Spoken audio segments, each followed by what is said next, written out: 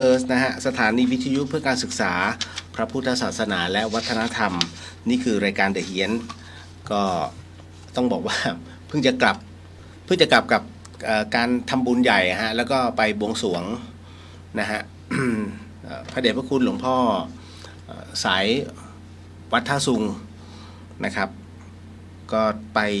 ตั้งแต่มีวัดพระธาตุจอมกิติมีวัดพระธาตุดอยตุงแล้วก็มีวัดพระนางจามเทวีก็เบ็ดเสร็จ3 วัน 3 ที่นะฮะรวมการเดินทางก็4 วัน 3 คืนนะฮะ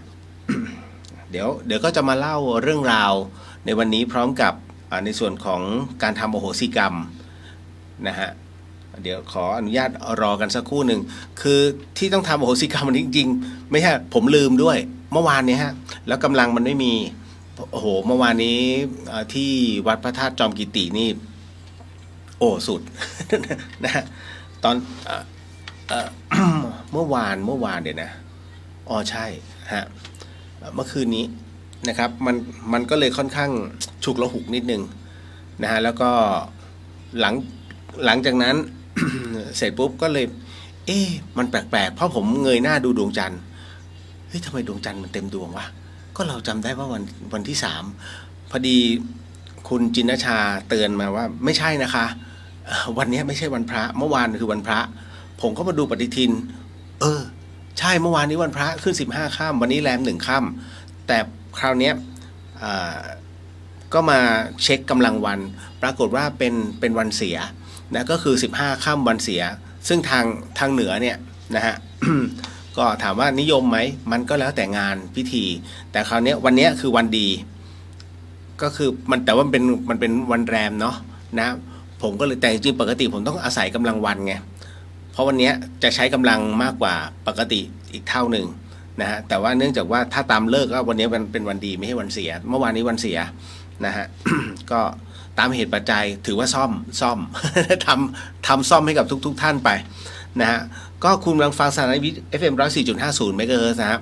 นี่คือสถานีวิทยุเพื่อการศึกษาพระพุทธศาสนาและวัฒนธรรมก็ออกอากาศเป็นประจำนะครับตั้งแต่วันจันทร์จนถึงวันศุกร์นะแล้ววันนี้เป็นวันอังคารเนาะเมื่อวานผมไม่อยู่นะครับเดี๋ยวสักครู่หนึ่งเหมือนมีเสียงพวกอุ้ยแทรกเนาะสักครู่ครับ เดี๋ยวขออนุญาตนะไม่แทรกแหละ คือด้วยตรงนี้เป็นการจัดอัดเทปเอาไว้เนื่องมาจากว่าเดี๋ยวคือช่วง5 ทุ่มวันนี้ท่านจะเอาออกอากาศนะครับก็ทำกันพร้อมๆกันก็ถือว่าอีกเป็น1 ช่วงเพราะว่าในเดือนหน้าผมไม่มั่นใจเนื่องมาจากว่าจะต้องไปเข้าคอร์สนะฮะเขาเรียกคอร์สเตรียมตัวตายนะฮะเป็นการเข้าคอร์สเตรียมตัวตายของต้นบุญธรรมสถานเนี่ยนะโดยมีท่านที่เป็นพระวิทยากรนะซึ่งท่านบวชอยู่ที่แล้วก็ไปจำพรรษาอยู่ที่อเมริกาแล้วท่านก็สอนเรื่องตรงนี้แล้วเวียนไปหลายประเทศทั่วโลกนะแล้วบังเอิญว่าทางอาจารย์ติ๋วซึ่งเป็นเจ้าสำนักต้นบุญเนี่ยนะท่านก็ขอนิมนต์มาให้สอนหลักสูตรเนี้ยนะครับให้ที่ต้นบุญธรรมสถานอาจารย์ก็เลยบอกว่าคอร์สเนี้ยผมควรจะไปนะซึ่งผมก็มานั่งคิดโอเคได้เพราะมันไม่มีสอนในประเทศไทยนะฮะคือที่สอนกันอยู่ผมก็ไม่รู้หรอกไม่เคยเข้าแต่ผมก็ไหนๆก็ไหนๆแล้วในเรื่องคือเรื่องอาจารย์ก็บอกว่าเธอตายไปแล้วนะฮะ1 ครั้งเธอก็รู้แล้วว่าสิ่งที่เธอสอนเขาเนี่ยนะฮะก็ลองดูตรงนี้ว่าไปปรับเพื่อจะเอามาใช้ในการบรรยายผมก็เลยมองดูว่ามันเป็นประโยชน์นะก็เลยบอกโอเคงั้นผมก็รับปากว่าให้สัจจะไปว่าจะไปนะจะไปเข้าคอร์สนี้27 28แล้วก็วันที่1นะฮะ3 วันแล้วก็ไม่มั่นใจว่าวันที่2ด้วยหรือเปล่านะแต่ว่า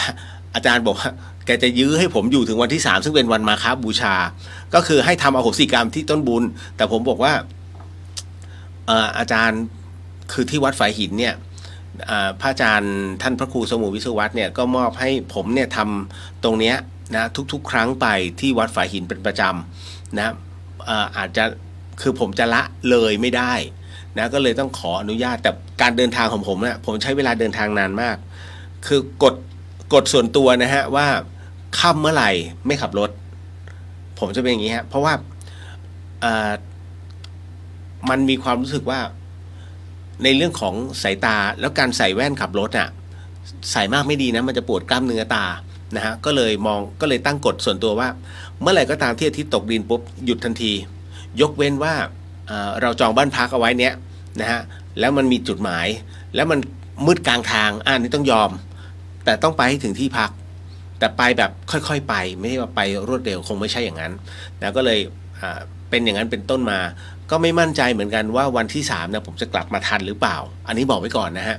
นะเพราะว่ากว่าจะเสร็จมันวันที่1เนาะแล้ววันที่2เนี่ยต้องเข้ากรุงเทพนะฮะเพราะผมขอเยี่ยมคุณแม่บ้างนะฮะแล้วก็จากนั้นต้องเดินทางผมก็มองว่าวันที่3เนี่ยอาจจะไม่ทันที่วัดแต่ก็จะทำพิธีกลางทางก็จะหยุดตรงไหนสักแห่งหนึ่งนะเพราะว่ามันจะเหนื่อยไม่ได้นะเพราะว่าเป็นวันมาฆบูชาแล้ว15ค่ำมันเป็นวันแรงพอสมควรถ้าในเรื่องของการขอโหสิกรรมในเรื่องเกี่ยวกับพลังงานนะฮะไปทำเล่นๆไม่ได้ครับก็เลยจะต้องเซฟแรงตัวเองไว้ก่อนนะเพื่อพักนะฮะอันนี้ก็เลยต้องเรียนทุกท่านเอาไว้ก่อนเนาะชี้แจงเอาไว้ก่อนแต่วันนี้นะฮะก็ชดเชยให้ก็เลยเล่าให้ฟังแล้วกันนะครับอันนี้เป็นสถานีสาธารณะต้องขอบพระคุณพี่ๆนะญาติธรรมกัลยาณมิตรนะที่ท่านบอกว่าถ้าผมจัดรายการนะฮะท่านก็อยากเป็นสปอนเซอร์ให้นะฮะก็คือเหมือนกับให้วัดได้มีรายได้แต่คราวนี้เนื่องจากว่าเป็นสถานีสาธารณะผมก็เรียนชี้แจงไปว่าเราไม่สามารถจะทำการโฆษณาได้นะฮะแล้วจะถวายหมายถึงว่าก็จะมอบแล้วถวายให้วัดอย่างเดียวเนี่ยผมเข้าใจนะฮะแต่ผมมองว่าของฟรีไม่มีในโลกหรอกวันหนึ่งสมมุตินะวันหนึ่งที่อาจจะเปลี่ยนแปลงในเรื่องของการบริหารนะท่านอาจจะหยุดตรงเนี้ยขึ้นมาหรือว่าอะไรตรงนี้ขึ้นมามันคือเอาง่ายๆท่านจะถวายเป็นเดือนมันก็ได้แต่ผมก็ไม่อยากคือนี่มันของฟรีมันไม่มีในโลกเข้าใจเนาะนะฮะก็ยังไม่รู้ว่าจะหาวิธีการตอบแทนนะฮะในเรื่องของโลโก้หรือว่าสรรพคุณให้กับท่านอย่างไรนะถ้ารับเฉยๆเนี่ยบางทีเรารู้สึกว่ากระดากใจก็เลยมองว่าถ้ามีโอกาสนะฮะท่านสามารถทำบุญกับวัดก็ได้นะกับวัดฝายหินนี่แหละนะครับอันนี้ก็เลยขออนุญาตแล้วกันไม่ได้ผมยิงแต่มันเป็นกฎของกสทช.เรื่องของเรื่องถ้าไปรับเป็นสปอนเซอร์ไม่ได้เลยห้ามเด็ดขาดนะตรงนี้แต่ถ้าเป็นเรื่องของหน่วยงานแล้วก็กระจายข่าวสารนี้ยินดีนะอย่างสมมุติพี่ๆทั้งหลายนะฮะถ้าต้องการประชาสัมพันธ์ในเรื่องของหนาวนี้บริษัทเราจะร่วมกับตรงนี้หน่วยงานนี้เพื่อจะบริจาคเครื่องนุ่งห่มผ้าห่มให้กับหมู่บ้านอันนี้โอเคเพราะเป็นการช่วยเหลือ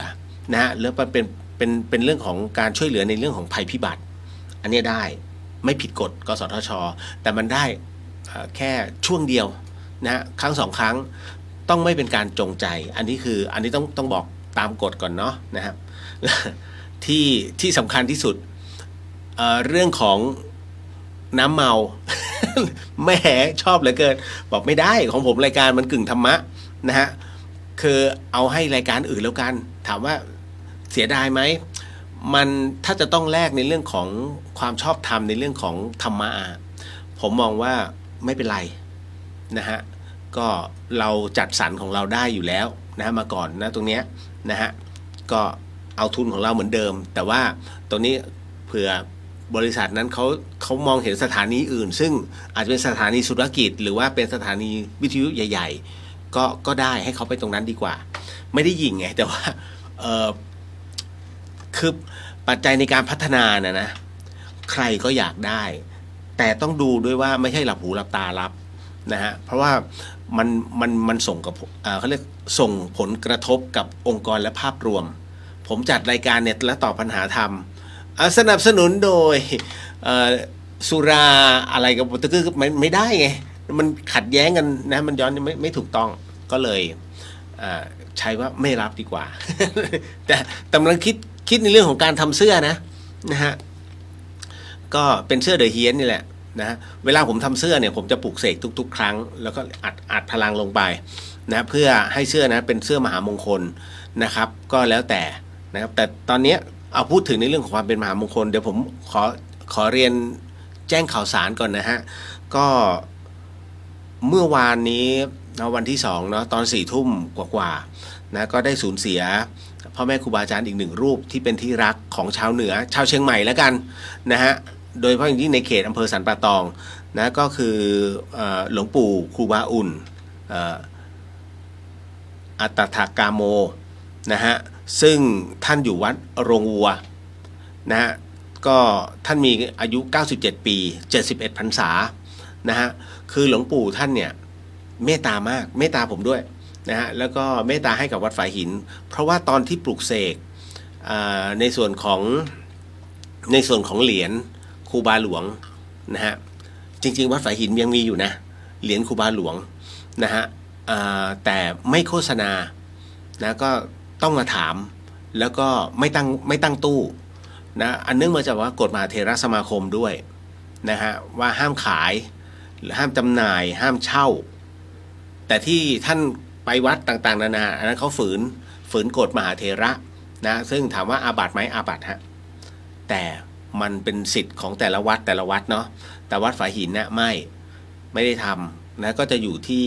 กับท่านเจ้าอาวาสก็ในรูปแบบที่ท่านสามารถสอบถามได้เพราะเป็นรุ่น1และเป็นรุ่นเดียวไม่ทำอีกแล้วนะฮะเพราะฉะนั้นใครมีเอาไว้เนี่ยสุดยอดถ้าถือว่าอันนี้บอกไว้ก่อนนะครับท่านก่อนที่ท่านต้องบอกว่าถ้าย้อนกลับไปเมื่อ2 ปีที่แล้วเนี่ยผมยังเป็นผ้าเหลืองอยู่เนาะก็ไปกับหลวงพี่โอปอนี่แหละให้ท่านได้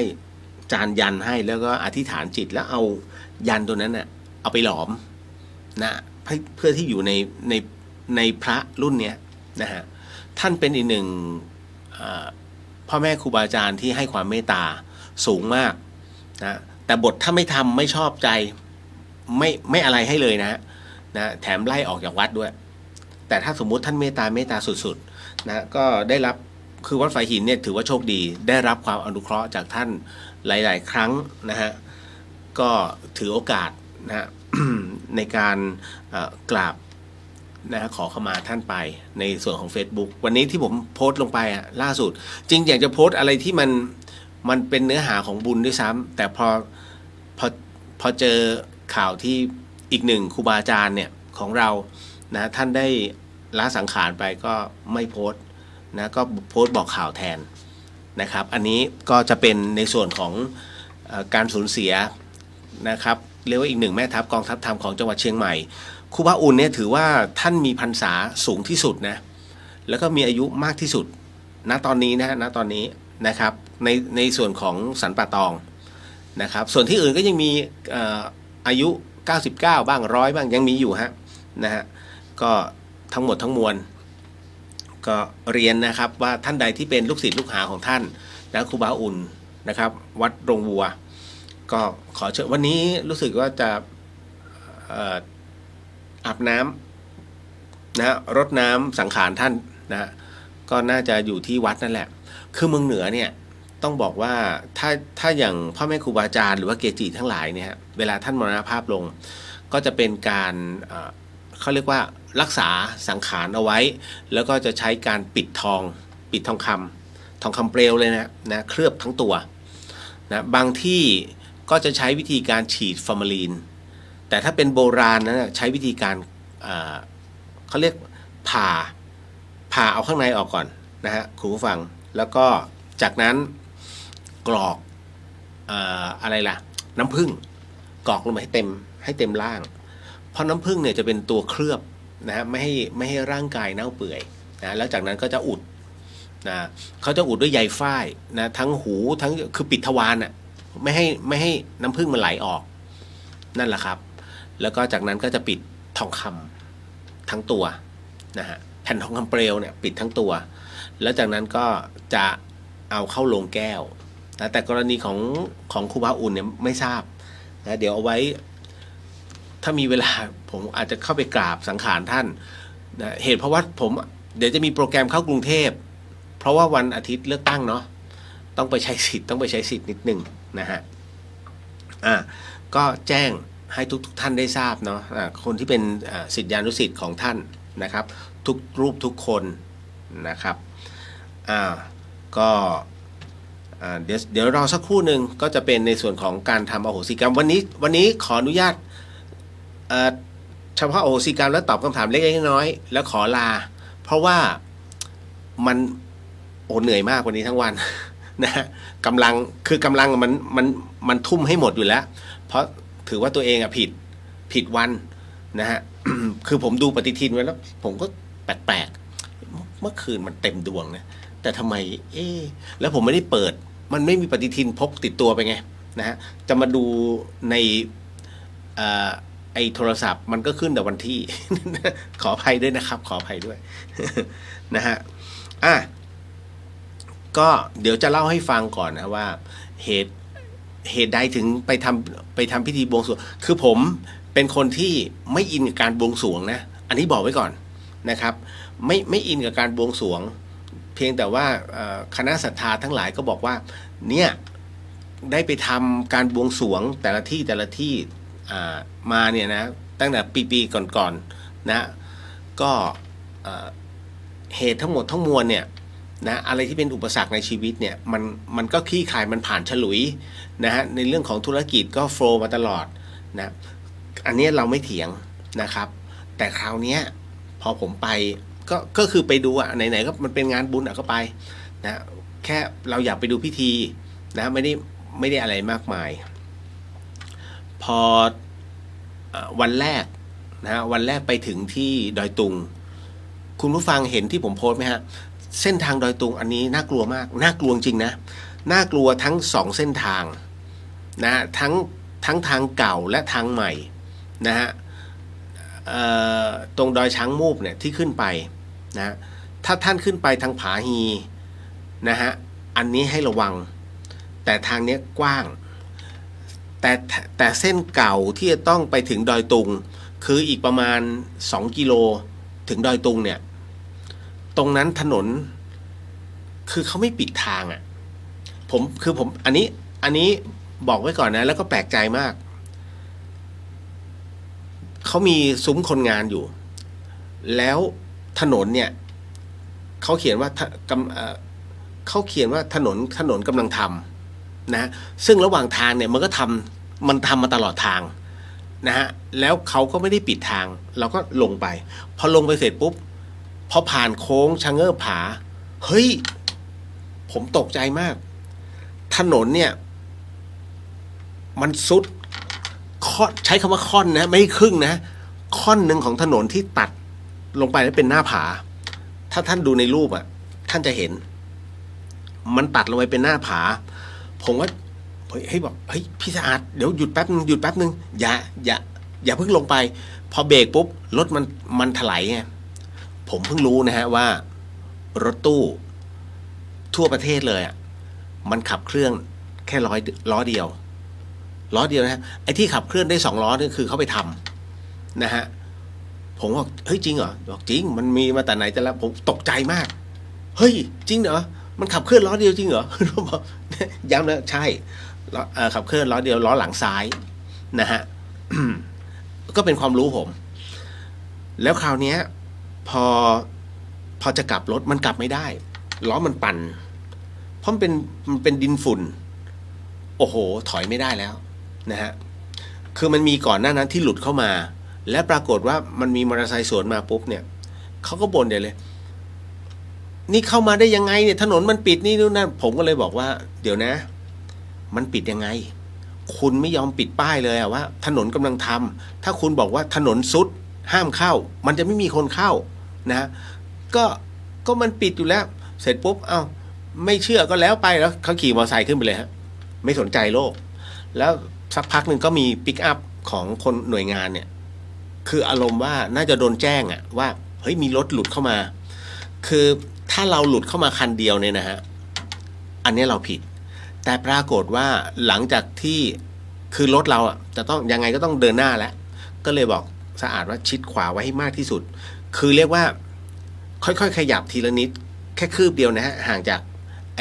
ตัวแบรีเออร์ทางฝั่งขวาที่กันตกเขาอะเพราะทางซ้ายเป็นเหวแล้วอีกคืบหนึ่งของล้อซ้ายอะตกเขาผมมาทีนี้โอ้สุดยอดมากเข้าใจแข็งมากค่อยๆมาเป็นผมไม่ไหวอะนะฮะมันเป็นเหวระยะเกือบ50 เมตรเหวเลยนะฮะพอมาเรื่อยๆมาเรื่อยทางเริ่มกว้างขึ้นกว้างขึ้นโอเคแล้วหลังจากนั้นมีรถหลุดมาเป็น10 คันผมเลยบอกว่าอันเนี้ยถ้ารถหลุดมาขนาดนี้ไม่ใช่ความผิดของเราแล้วเป็นความผิดของการทางซึ่งพอเราผ่านตรงนั้นช่วงนั้นมาปรากฏว่าเป็นป้ายห้ามเข้าถนนกำลังทำเนี่ยมันถูกวางเอาไว้แล้วก็เหมือนกับใช้เผาอะไรสักอย่างอยู่เป็นเหมือนเป็นตัวรองเพราะเนี่ยป้ายยังอยู่นี่เลย นะฮะโอ้น่ากลัวมากครับส่วนอีกข้างหนึ่งที่ขึ้นมาจากผาฮีนะเพื่อจะขึ้นมาดอยตุงอันนี้กว้างหน่อยแต่ก็ครึ่งหนึ่งอันนี้ครึ่งหนึ่งเพราะอีกครึ่งหนึ่งยังถนนกว้างยังไปได้ก็ใครที่จะขึ้นดอยตุงให้ระมัดระวังด้วยแล้วกันนะฮะอันนี้ต้องชี้แจงไว้ก่อนเนาะ ก็ขึ้นไปสักการะวัดพระธาตุดอยตุงนะฮะอันนี้ถือว่าพระธาตุดอยตุงเป็นวัดเป็นพระธาตุที่มีพลังนะฮะดีมากดีมากอันนี้ผมบอกเลยใครไปสักการะเนี่ยเขาขึ้นไปเลยฮะมันจะมีสองเขาเรียกวัดน้อยกับวัดใหญ่แต่ผมเรียกวัดบนกับวัดล่างผมให้เป็น2 วัดอันนี้เข้าใจนะฮะดอยตุงเนี่ยจริงๆมันเป็นวัดเดียวเป็นพื้นที่100ตารางเขาเรียก100 ไร่วัดน้อยก็คือวัดล่างเนี่ยดอยตุงแท้ๆเนี่ยนะฮะวัดดอยตุงเนี่ยอันนี้เป็นเขตสังฆวาสที่เนี่ยโยมจะสามารถพักได้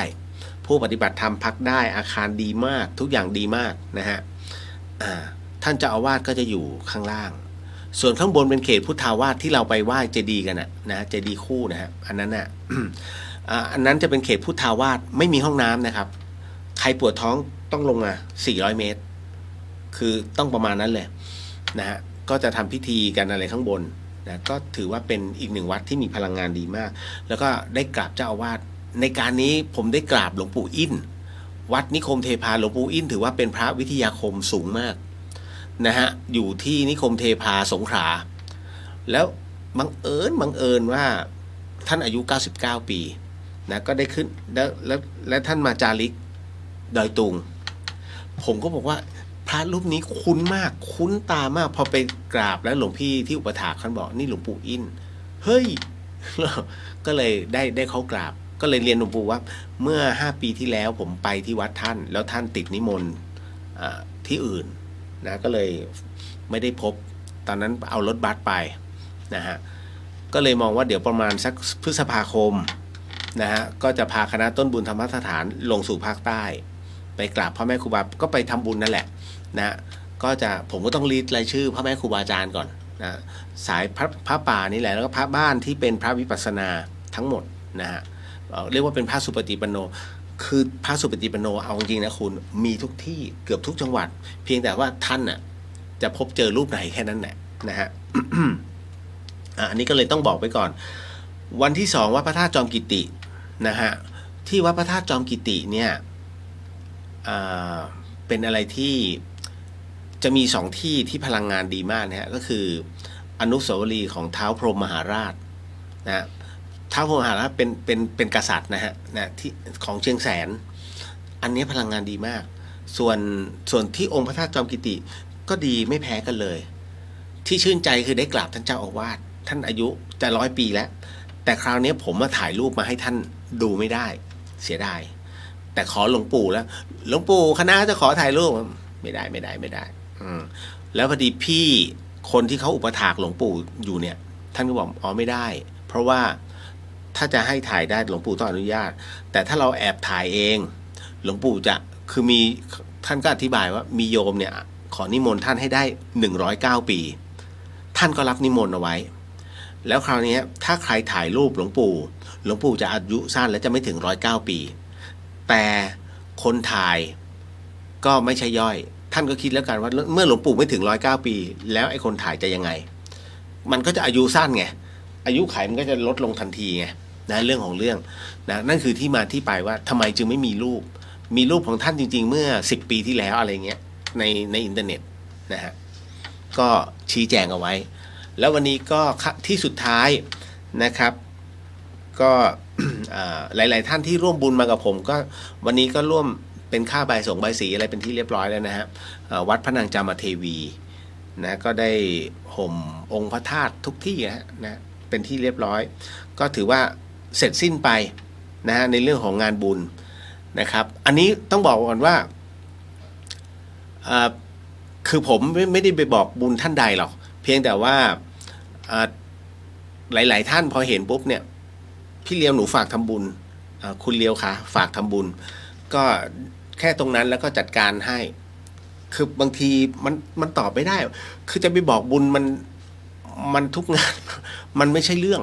ถ้ามันไม่ใช่การซ่อมสร้างหรือว่าอะไรก็ตามเนี่ยอย่างจริงๆผมจะบอกบุญในเรื่องของงานหินงานปูนเพราะว่าจะต้องสั่งงานปูนเนี่ยแล้วก็งานหินขึ้นมาถมตรงที่กรรมฐานเนี่ยอีกอันนึงอีก2 คิวนะฮะก็ตกไปเบ็ดเสร็จเนี่ยเกือบถ้าปูนด้วยนะถ้าปูนด้วยก็เกือบ 3,000 นะฮะแล้วก็เดี๋ยวแล้วก็ยังจะต้องขึ้นกุฏิพระกรรมฐานไม่ใช่เป็นกุฏิของพระปฏิโมกข์นะอีก1 กุฏินะซึ่งพระอาจารย์ส่งแบบมาแล้วว่าทำแบบนี้กำลังให้ช่างเขาตีแบบทำแบบแล้วก็ให้ตีราคาก่อนนะว่าจะวางเสายังไงอะไรเงี้ยคือเราออกแบบเองสร้างเองซื้อของเองเนี่ยมันถูกแต่ถ้าท่านไปจ้างผู้รับเหมาบางทีมันสั่งเขาไม่ได้ไงแต่นี้เสร็จปุ๊บเราคุมเองได้ตรงนี้นะไม่เอานี้แก้นะมันทำได้แต่พอมันเป็นคนนอกแล้วผู้ลำบากผมจึงทำเองดีกว่าแล้วมันคุมงบได้นะฮะ พระปาติโมกข์ใครบ้างไม่อยากนะฮะเขาเรียกเป็นองค์ประธานเสมอในการที่พระชำระศีลนะมีแต่คนอยากทำบุญไงนะบอกไว้ก่อนสำหรับห้องน้ำนะกับถนนของวัดไฟหินแล้วก็แสงสว่างนะรวมถึงประปาทุกวันนี้ท่านได้กินหัวคิวบุญกันตลอดเวลานะเพราะมีโยมมาใช้อยู่เรื่อยๆนะฮะก็โมทนาสาธุด้วย นะเนี่ยเป็นอานิสงส์นะครับต่อมาอันนี้คือต้องบอกว่าไม่ได้รวมอุโบสถนะอุโบสถเนี่ยจะใช้ทำสังฆกรรมแต่อุโบสถเนี่ยถ้าใช้ทีท่านได้บุญมหาศาลเพราะว่าส่วนใหญ่พระท่านจะลงปฏิโมกข์กับบวชซึ่งเดี๋ยวไวๆนี้จะมีการบวชเกิดขึ้นอีกหนึ่งนาคนะฮะแล้วท่านก็กล่าวว่าน้องคนนี้มีความตั้งใจสูงมากเพราะเขาเคยบวชมาแล้วรอบหนึ่งนะฮะแล้วบังเอิญติดปัญหาว่าต้องดูแลคุณพ่อคุณแม่นะฮะก็เลยครั้งนี้ท่านภาวนาว่าจะบวชตลอดชีวิตนะฮะก็มีหลายท่านที่แจ้งความจำนงว่าอยากจะเป็นเจ้าภาพก็เดี๋ยวค่อยๆจัดสรรว่าท่านใดอยากจะเป็นเจ้าภาพตรงไหนนะฮะคือพระคือความมีตั้งใจสูงเนี่ยแล้วก็ผมสังเกตการปฏิบัติของน้องเขาเนี่ยเขาจะนั่งสมาธิอยู่เรื่อยๆไปทุกที่ที่ปีกวิเวกนะแล้วก็ปฏิบัติได้ดีมากๆผมก็เลยสนับสนุนว่าโอเคท่านถ้าจะบวชจริงเดี๋ยวพี่หาเจ้าภาพให้นะตรงนี้ นะฮะก็เลยเป็นที่มาที่ไปนู่นประมาณเมษาอันนี้ต้องบอกไว้ก่อนนะฮะนะครับก็ขอทักทายก่อนแล้วเดี๋ยวแค่ไหนแค่นั้นนะเพราะผมทำโอโหสิกรรมให้นิดนึงนะฮะก็วันนี้เนาะตามเหตุปัจจัยเอาจริงนะเรื่องที่ผมเขียนไว้ใน Facebook หลายๆเรื่องในเรื่องของพลังงานแล้วใช้คำว่าพลังงานนะฮะมันก็มีเรื่องราวอะไรหลายอย่างซึ่งมันปฏิเสธไม่ได้ว่าสายพระเดชพระคุณพระราชพรหมยานเนี่ยนะเป็นสายแห่งฤทธิ์พอเป็นสายฤทธิ์เนี่ยผมก็รู้ทันทีว่าแต่ละเพราะผมบอกแล้วไงผมมาติดฤทธิ์มาก่อนคือคำว่าฤทธิ์อิทธิฤทธิ์เนี่ยนะเพราะว่าในมโนมยิทธิเนี่ยมันจะมีฤทธิ์เวลาเราเข้าสมาธิอะไรก็ตามเนี่ยมันจะมีในเรื่องของญาณและฌานเข้ามาด้วยพอเราไปติดตรงนั้นปุ๊บเนี่ยฮะมันถามว่าโอเคไหมมันโอเคมันรับรู้ ใช่ไม่ใช่เรารู้ของเราไม่ต้องไปบอกใครแต่คราวเนี้ยพอมันไปติดฤทธิ์มันรู้สึกสนุกพอรู้สึกสนุกปุ๊บมันก็เริ่มมีการทดลองพอทดลองแล้วมันติดมันเหมือนกับว่าเฮ้ยท่านกำลังอธิษฐานเรื่องของพระนิพพานพออธิษฐานเรื่องพระนิพพานจบปุ๊บเนี่ยอยากจะไปให้ถึงแต่พอมาเจอฤทธิ์ปุ๊บคุณสนุกกับมันคุณกำลังแวะข้างทางแค่นั้นเลยแต่ถ้าละเรื่องฤทธิ์ได้แล้วก็ปฏิบัติต่อไปเนี่ยอันนี้โอเคแต่เท่าที่เจอนะฮะก็ต้องบอกว่าผมว่าหลายๆท่านเขาติดฤทธิ์อยู่ก็เล่นในเรื่องของฤทธิ์นี่แหละอันนี้ก็เลยเป็นที่มาที่ไปว่าผมถึงชอบอยากไปดูนะแล้วก็อยากไปสังเกตแล้วก็ผมชอบจะดูหลายๆคนนะเราไม่ได้เก่งเราเพียงแค่เราดูทั้งพฤติกรรมทั้งในเรื่องของการวางตัวเองแค่นั้นเลยแล้วเราก็จับมาพิจารณาตัวเองผมไม่ได้ไปวิจารณ์คนอื่นนะแบบมึงไม่เวิร์กมึงไม่ใช่แล้วล่ะอะไรเงี้ยไม่ใช่นะฮะใจบอกเขาตรงนั้นก็โดนนะตบหัวสั่น ผมก็ธรรมดาเดี๋ยวขออนุญาตเนาะนิดนึงนะครับขออภัยด้วยแล้วกันเนี่ยสำหรับวันนี้ที่เข้ามาทำอโหสิกรรมผิดวันนะฮะอันนี้ต้องขอประทานโทษจริงๆเนื่องจากเมื่อวานผมก็ไม่มีกำลังเพราะมันเพลียทั้งวันเดินทางนะแล้วที่สำคัญก็คือว่าแต่โชคดีตรงที่ว่าเมื่อวานเนี้ยมันสำหรับภาคเหนือมันเป็นวันเสียนะฮะแต่จริงมันไม่ใช่ข้ออ้างเลยข้ออ้างจริงคือมันผิดวัน ผมมันผิดวันนะฮะอันนี้ต้องยอมรับเอาละก็ขอสวัสดีทุกท่านนะฮะคุณสจีสวัสดีครับคุณเลียวสวัสดีครับนะก็ได้ทักทายนะนิดหนึ่งแค่ไหนแค่นั้นเด้อน้องขจรศิลป์สวัสดีครับพี่เลียวสวัสดีครับคุณแพมรายงานตัวค่ะคุณเลียวแล้วก็ชาวเดือเขียนค่ะพี่สู่สวัสดีค่ะน้องเรียวสวัสดีครับผมคุณจินนชาสวัสดีค่ะคุณเลียวอนุโมทนาสาธุกับทุกบุญที่เกิดขึ้นนะคะโมทนาสาธุครับสาธุสวัสดีค่ะสวัสดีครับผมนะฮะก็ถือว่าได้ร่วมบุญแล้ว3ที่ทั้ง3ที่พลังงานดีหมดถ้ามีโอกาสท่านใดที่มาภาคเหนือนะฮะก็อยากแนะนำนะครับก็ท่าลำพูนพระธาตุฮาริพูนชัยนะฮะจริงเกือบทุกวัดนะฮะที่มีพ่อแม่ครูบาอาจารย์แล้วก็ที่มีองค์พระสารีริกธาตุไม่ใช่พระธาตุนะพูดถึงพระธาตุคือดีใจมากที่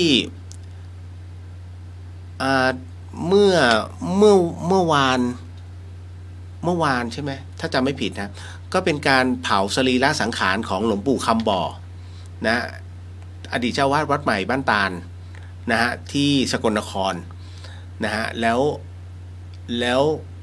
เดอะสยามเฮริเทจเนี่ยคณะต้นบุญธรรมสถานก็เป็น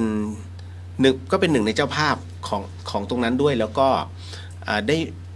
ได้อุปถากหลวงปู่มาตลอดนะแล้วผมก็มีส่วนตรงนั้นด้วยมาตลอดนะฮะเวลาท่านจะทำบุญเนี่ยเพราะหลวงปู่ท่านเป็นพระที่ท่านน่ารักแล้วก็เวลาท่านให้พรหรือว่าท่านให้อะไรหลายอย่างเนี่ยโอ้โหแบบสุดพอเป็นการเมื่อวานนี้เป็นการเผาสังขารของท่านปรากฏว่ากระดูกของท่านเป็นพระธาตุเยอะมากฮะนะฮะอันนี้คือเครื่องยืนยันว่าเป็นอีกหนึ่งรูปนะฮะที่เป็นพระผู้ทรงปฏิบัติอย่างดีนะหลวงปู่คำบ่อนี่ท่านมิได้เป็นศิษย์หลวงปู่มั่นแต่หลวงปู่คำบ่อเนี่ยท่านเป็นศิษย์ที่เรียกว่าได้ฝึกกรรมฐานนะฮะแล้วก็ผมไม่แน่ใจว่ากับหลวงปู่กงมาหรือเปล่าซึ่งหลวงปู่กงมาก็เป็นศิษย์หลวงปู่มั่นแต่เหมือนกับว่าท่านได้รับคำแนะนำแต่ท่านไม่ได้ฝึกโดยตรงนะฮะแล้วก็ท่านปฏิบัติเองจนกระทั่งเนี่ยฮะท่านได้เมตตากับคณะเป็นประจำแต่จริงๆแล้วหลวงปู่ท่านเมตตากับทุกคนแหละนะฮะก็ได้มีโอกาสได้กราบแล้วก็ได้รับใช้ท่านอยู่ช่วงหนึ่งนะโอ้ดีใจมากนะก็เลยขอโมทนาสาธุกับศิษยานุศิษย์ทุกท่านนะครับนะที่เราเป็นศิษย์พ่อแม่ครูบาอาจารย์เดียวกันเนาะ นะก็พยายาม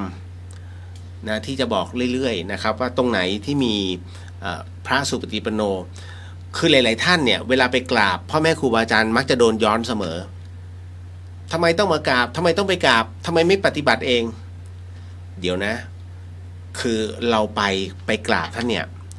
เราไปถามธรรมท่านไม่ใช่ไปกราบเฉยๆนะไม่ใช่แบบไปกราบเป็นแฟชั่นไม่ใช่นะเวลาท่านไปหาพ่อแม่ครูบาอาจารย์เนี่ยให้ท่านถามเลยข้อธรรมหลวงปู่คะวิธีทำให้จิตเรานิ่งเนี่ยนะเมื่อมันโดนกวนเสมอๆเนี่ยหลวงปู่พอจะมีวิธีไหมคะนะคือโยมเองก็นั่งแล้วมันไม่สำเร็จค่ะ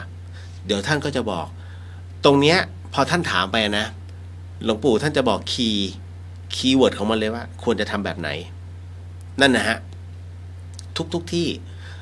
เราเอาท่านมาเป็นไอดอลเอามาเพื่อลองปฏิบัติเองนั่นแหละเหตุที่ไปไม่ใช่ไปเพื่อแฟชั่นพอไปเสร็จปุ๊บปฏิบัติเองมันดูลำบากนะเวลาท่านทำวิปัสสนาอย่าให้เราเป็นทุกข์นะให้เรามีความสุขสมมตินะอย่างผมอะชอบพิธีการพ่อแม่ครูอาจารย์หลายๆรูป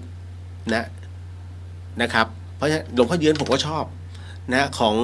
สมาธิเบี่ยงก็ชอบนะของหลวงปู่มั่นพุทโธก็ชอบคือมันได้พอเราของสายฤทธิ์ของวัฒนสุงผมก็ชอบคืออะไรหลายๆอย่างเนี่ยนะพอเราได้ฝึกปฏิบัติมันมีความรู้สึกว่าชอบนะแล้วเราเอามาพลิกมาเป็นสไตล์ของเราว่าเราควรจะภาวนาแบบไหนนะเพราะหลายๆท่านเนี่ยมักจะถามเสมอว่าไอ้เนี่ยต้องทำยังไงแล้วมันเกิดเหตุการณ์นี้ผมลองปฏิบัติดูก่อนนะฮะพอลองปฏิบัติเสร็จปุ๊บจิตมันยังวอกแวกอยู่ให้ท่านจำตรงนั้นไว้ก่อนทำไมจิตจึงวอกแวกให้พิจารณาเราไปสติปัฏฐาน4นะซ้ายย่างหนอขวาย่างหนอแบบเชื่องช้าเลยช้าๆค่อยๆให้รู้สึกถามว่าทรมานไหมถ้าท่านทำแล้วรู้สึกชอบเป็นทางของท่านแต่ท่านทำรำคาญว่ะไม่ชอบว่ะมันช้าไปมันไม่ใช่จริตอันนี้ให้ท่านจำอารมณ์นี้เอาไว้เช่นกันแล้วพอมีโอกาสได้ไปกราบพ่อแม่ครูบาอาจารย์อีกรูปหนึ่งไม่สอนอะไรเลยให้ข้อธรรมแล้วก็นั่งสมาธินะแล้วเราก็นั่งตามไม่รู้จะภาวนาจะพุทโธหรืออะไรก็แล้วแต่ถ้ารู้สึกว่าไม่มีการกำหนดไม่มีการปลุกเร้าไม่มีการบีบบังคับและหายใจตามธรรมดาแล้วรู้สึกโล่งอกโอเคนี่คือทางของท่านเพราะฉะนั้นท่านเอาสิ่งที่เป็นทางของท่านแล้วรู้สึกสบายใจระหว่างรูปแรกกับรูปที่3เอามาแมทกันให้เป็นตัวท่านเขาเรียกสไตล์เป็นสไตล์ใครสไตล์มันนะฮะเรื่องข้อธรรมต่างๆจึงเป็นเรื่องของสไตล์ของแต่ละคนนั่นแหละผลที่ท่านจะได้รับกลับมาในเรื่องของการเคลียร์ทั้งจิตนะฮะมันจะเกิดขึ้นทันทีอย่างผมเนี่ยเรารู้แล้วว่าอันนี้คือสายฤทธิ์มันติดฤทธิ์อยู่พักหนึ่งซึ่งผมจำอารมณ์ตรงนั้นได้ผมก็จะตัดอารมณ์ฤทธิ์ออกได้นั่นนะฮะแล้วก็ปฏิบัติคือไม่ส่งจิตออกแต่เราพยายามบังคับให้จิตเนี่ยเข้ามาทำไมต้องบังคับเพราะจิตมันไวมากนะฮะเวลาเสร็จปุ๊บมันจะมีคนที่คุยกันนิ้วจิตมันจะส่งออกไปแล้วถูกไหมจิตมันจะไปอยู่กับไอ้น้ำเสียงคนที่คุยพอมันหยุดเมื่อไหร่ปุ๊บจิตจะกลับเข้ามาแล้วก็ให้มองตัวเองเพราะฉะนั้นเนี่ยมันคือการออกและเข้าเราต้องบังคับมันให้เข้ามาให้ได้ให้เร็วที่สุดถ้าปล่อยยืดเยื้อไปผมว่าท่านอาจจะไม่สงบต้องย้ายที่เพราะเราสู้เสียงไม่ได้แค่นั้นเลยครับวิธีการเนาะขออนุญาตพี่เฉลิมศรีสวัสดีค่ะคุณเลียวสวัสดีครับผมนะฮะพี่อุบลวันสวัสดีค่ะคุณเลียวขอโมทนาสาธุในทุกๆบุญด้วยนะคะโมทนาสาธุครับคุณเลียงบอกว่าเคยใส่บาตรกับหลวงปู่คำบ่อท่านน่ารักท่านเมตตามากๆถูกต้องฮะหลวงปู่น่ารักมากจริงๆจริงนะฮะคุณพรกมลสวัสดีครับคุณเลียวสวัสดีครับผมนะฮะต้องบอกว่าเวลาเราหาครูบาอาจารย์จงกล้าถ้าท่านอยากจะก้าวหน้าทางธรรมนะจงกล้าที่จะถามท่านนะฮะต่อให้อยู่ไกลๆท่านหลวงปู่บอกมีใครจะถามอะไรเนี่ยให้หลายให้เขาท่านยกมือเลยเอาสิ่งที่ท่านติดอยู่ในจิตเนี่ยถามท่านถ้าสมมุติว่า คำถามท่านดูไม่เข้าท่านะฮะเดี๋ยวจะมีคนที่เขากันให้อันนี้อย่าถามหลวงปู่เรื่องการเมืองอย่าไปถามอะไรอย่างนี้เป็นต้นนะฮะแต่ถ้าถามในเรื่องข้อธรรมหลักการปฏิบัตินะอุปสรรคต่างๆที่มันเข้ามาเราจะมีวิธีแก้ไขหรือหลวงปู่มีวิธีแนะยังไงที่จะไม่ให้สิ่งนี้เกิดขึ้นในครั้งต่อไปอะไรอย่างเงี้ยเป็นต้นฮะท่านก็จะได้สิ่งดีๆกลับมานี่คือวิธีการนะอย่าไปหลวงปู่เจ้าขาจำหนูได้ไหมคะโอ้โหวันหนึ่งกูรับแขกกี่คนเนี่ยจะประจำมึงได้ นะเดี๋ยวท่านก็จะเจอย้อนแบบนี้ไม่ต้องเรื่องราวเหล่านี้ไม่ต้องไร้สาระคือบางทีท่านจบแล้วท่านก็จะไม่พูดอะไรมากมายแค่ยิ้มนะไม่ตอบคือต่อไปก็เปลืองเสียงนั่นแหละฮะเพราะฉะนั้นให้จำไว้ว่าพระเนี่ยท่านเคารพธรรมอันนี้หลวงพี่ภาสกรจะสอนผมเสมอว่ามึงจำไว้นะพระทุกรูปเนี่ยท่านจะเคารพธรรมะก็คือธรรมะของพระพุทธเจ้านะฮะธรรมะแท้จริงเนี่ยไม่ได้เกิดกับใครทั้งนั้นแต่พระพุทธเจ้าเนี่ยท่านเป็นผู้ที่เรียงมาให้นะแล้วก็พ่อแม่ครูบาอาจารย์ท่านก็เอานำมาฝึกปฏิบัตินะตรงนี้นั่นแหละจะไปบอกว่าธรรมของคนนั้นธรรมของไม่ใช่ธรรมะคือของพระพุทธเจ้าเท่านั้นนั่นแหละฮะผมก็เลยจำตรงนี้ขึ้นมาว่าเวลาถามห้ามถามไร้สาระถามเรื่องสงสัยตรงนี้นะเราเดินลมหายใจแบบเนี้ยแล้วมันใช่ไหมฮะหลวงปู่แล้วเราต้องพุทโธหรือว่าเราต้องว่างท่านก็จะบอกเลยมึงก็ไม่ต้องพุทโธแล้วมึงก็ไม่ต้องว่างเพราะถ้าว่างเมื่อไหร่มันก็ติดว่างพุทโธมันก็จะติดตัวพุทโธเพราะฉะนั้นสบายๆนี่แหละเห็นไหมเวลาผมคุยมันก็จะมีไอ้ตัวเนี้ยไหลมาเรื่อยๆนะพร้อมแล้วเนาะนะฮะสวัสดีครับพี่ศิวรัตน์นะฮะแล้วก็พอดีพี่เขาบอกอยากร่วมบุญด้วยนะแต่ว่าแกไม่ว่างผมก็เลยส่งรูปว่าตอนนี้อยู่ที่วัดพระธาตุจอมกิตินะฮะก็โมทนาบุญเอาพี่สุวรรณยาสวัสดีค่ะสวัสดีครับพี่นะฮะพร้อมแล้วเนาะพร้อมยังคือแค่ไหนแค่นั้นไม่ใช่พระใหญ่ ต้องบอกอีกทีคุณผู้ฟังที่ฟังอยู่ทางบ้านด้วยเช่นกันนะนี่คือรายการเดอะเฮียนแต่มันเป็นภาคของที่จะต้องทำอโหสิกรรมเนาะนะฮะก็นิดนึงแล้วกันนะอันเนื่องมาจากว่าขออนุญาตเป็นตัวแทนของพระอาจารย์ภาสกรภูริวัฒโนนะผู้ที่เริ่มทำอโหสิกรรมนะให้กับทุกท่านจริงๆของพระเดชพระคุณพระราชพรหมยานท่านก็มีนะฮะแล้วก็ของครูบาอาจารย์พระอาจารย์นพพรท่านก็มีนะครับแล้วก็เพียงแต่ว่าบททั้งหมดทั้งมวลเนี่ยถูกปรับมาเรื่อยๆให้ละเอียดมากขึ้นไม่กล่าวเป็นกลุ่มนะคือถ้ารวบรัดเป็นกลุ่มรวมมันก็ได้แต่เนี้ยแยกมาเป็นย่อยๆก็เลยเป็นการขอประกาศอโหสิกรรมเนี่ยอย่างค่อนข้างจะละเอียดมันอาจจะดูยาวเว้นเว้อนะแต่ก็เคลียร์นะครับอันนี้ก็เลยต้องบอกทุกท่านไว้ก่อนเนาะนะเอาเลยนะเอาเลยนะครับเพราะเดี๋ยวจะกินเวลาเยอะ อันนี้เทปนะฮะเทปเพื่อไปเปิดตอน5 ทุ่มนะครับผมเข้าตอน19:8 นาทีจะไปจบ21:08 นาที ครับก็ต่อไปนิดนึงแล้วกันนะฮะเป็นการทำอโหสิกรรมก็ขอให้ทุกท่านน้อมจิตน้อมใจตามนะครับแล้วก็ถ้าเป็นไปได้นะฮะก็ถ้ากล่าวได้ก็กล่าวตาม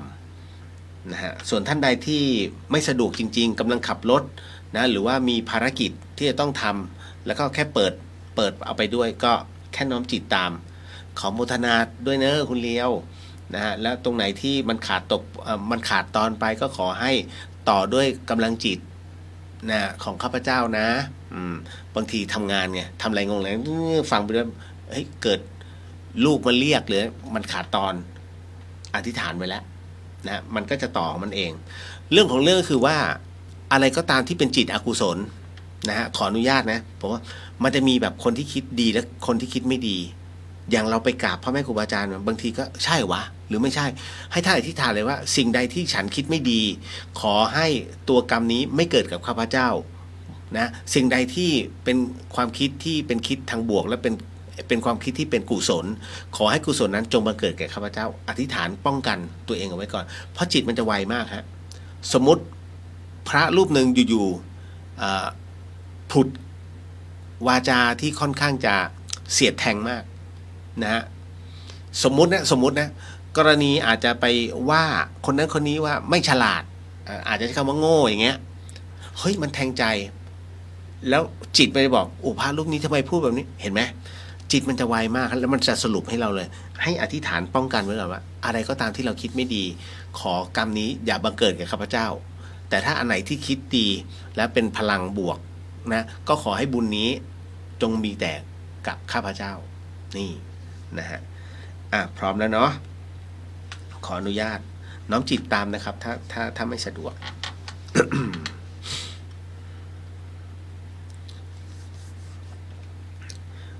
นะโมตัสสะภะคะวะโตอะระหะโตสัมมาสัมพุทธัสสะนะโมตัสสะภะคะวะโตอะระหะโตสัมมาสัมพุทธัสสะนะโมตัสสะภะคะวะโตอะระหะโตสัมมาสัมพุทธัสสะปุริมันจาทิสังราชาธรโทปัสสะสติคัตถพานังอธิปติมหาราชายาสสิโสปุตตาปิตัสสะภะคะโวธัมมานา มหาพลายทิมันโตชุติมันโตวันวันโตยสัตถิโนโมธัมมานาทังสุทักขินันจติสังราชาวิรุโหตาปัสสะสติกุมภทานังอธิปติมหาราชายาสสิโสปุตตาปิตัสสะภะคะโวธัมมานามหาพลายทิมันโตชุติมันโตวันวันโตยสัตถิโนโมธัมมานาทังสุปัจจิมันจติสังราชาวิรุปโคปัสสะสตินาคานังอธิปติมหาราชายาสสิโสปุตตาปิตัสสะภะคะโวธัมมานามหาพลายทิมันโตชุติมันโตวันวันโตยสัตถิโนโมธัมมานาทังสุอุตรัญจติสังราชากุเวโรตาปัสสะสติยาคานังอธิปติมหาราชายาสสิโสปุตตาปิตัสสะภะคะโวธัมมานามหาพลายทิมันโตชุติมันโตวันวันโตยสัตถิโนโมธัมมานาทังสุปุริมาทิสังทัตตารัตโธทักขิเนนาเวรุหโกปัจจิเมนาเวรุปโคกุเวโรตรังทิสังจัตตารโรเตมหาราชาสมันตาจตุโรธีสาทันทลมานาทังสุต่อไปเป็น การสวดมนต์นะฮะโยโสภะคะวาอะระหังสัมมาสัมพุทโธสวากขาโตเยนะภะคะวตาธัมโมสุปฏิปันโนยาสาภะคะวะโตสาวกสังโฆตามะยังภะคะวันตังสัทธัมมังสสังฆัง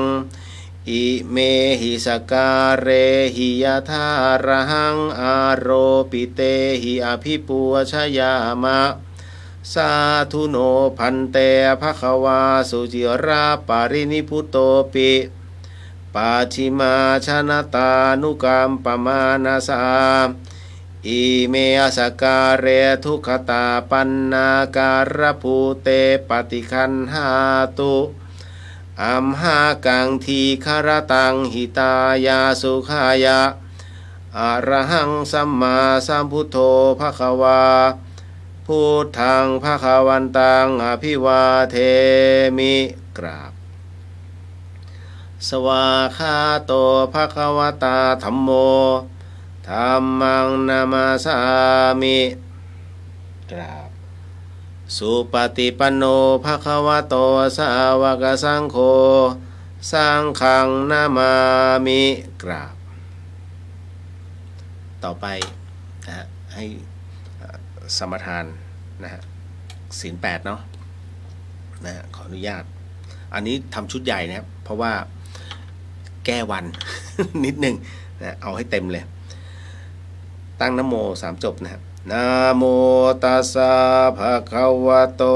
อะระหะโตสัมมาสัมพุทธัสสะนะโมตัสสะภะคะวะโตอะระหะโตสัมมาสัมพุทธัสสะนะโมตัสสะภะคะวะโตอะระหะโตสัมมาสัมพุทธัสสะ วัดผมนำนะพุทธังสรณังคัจฉามิธัมมังสรณังคัจฉามิสังฆังสรณังคัจฉามิท ทุติยัมปิพุทธังสรณังคัจฉามิ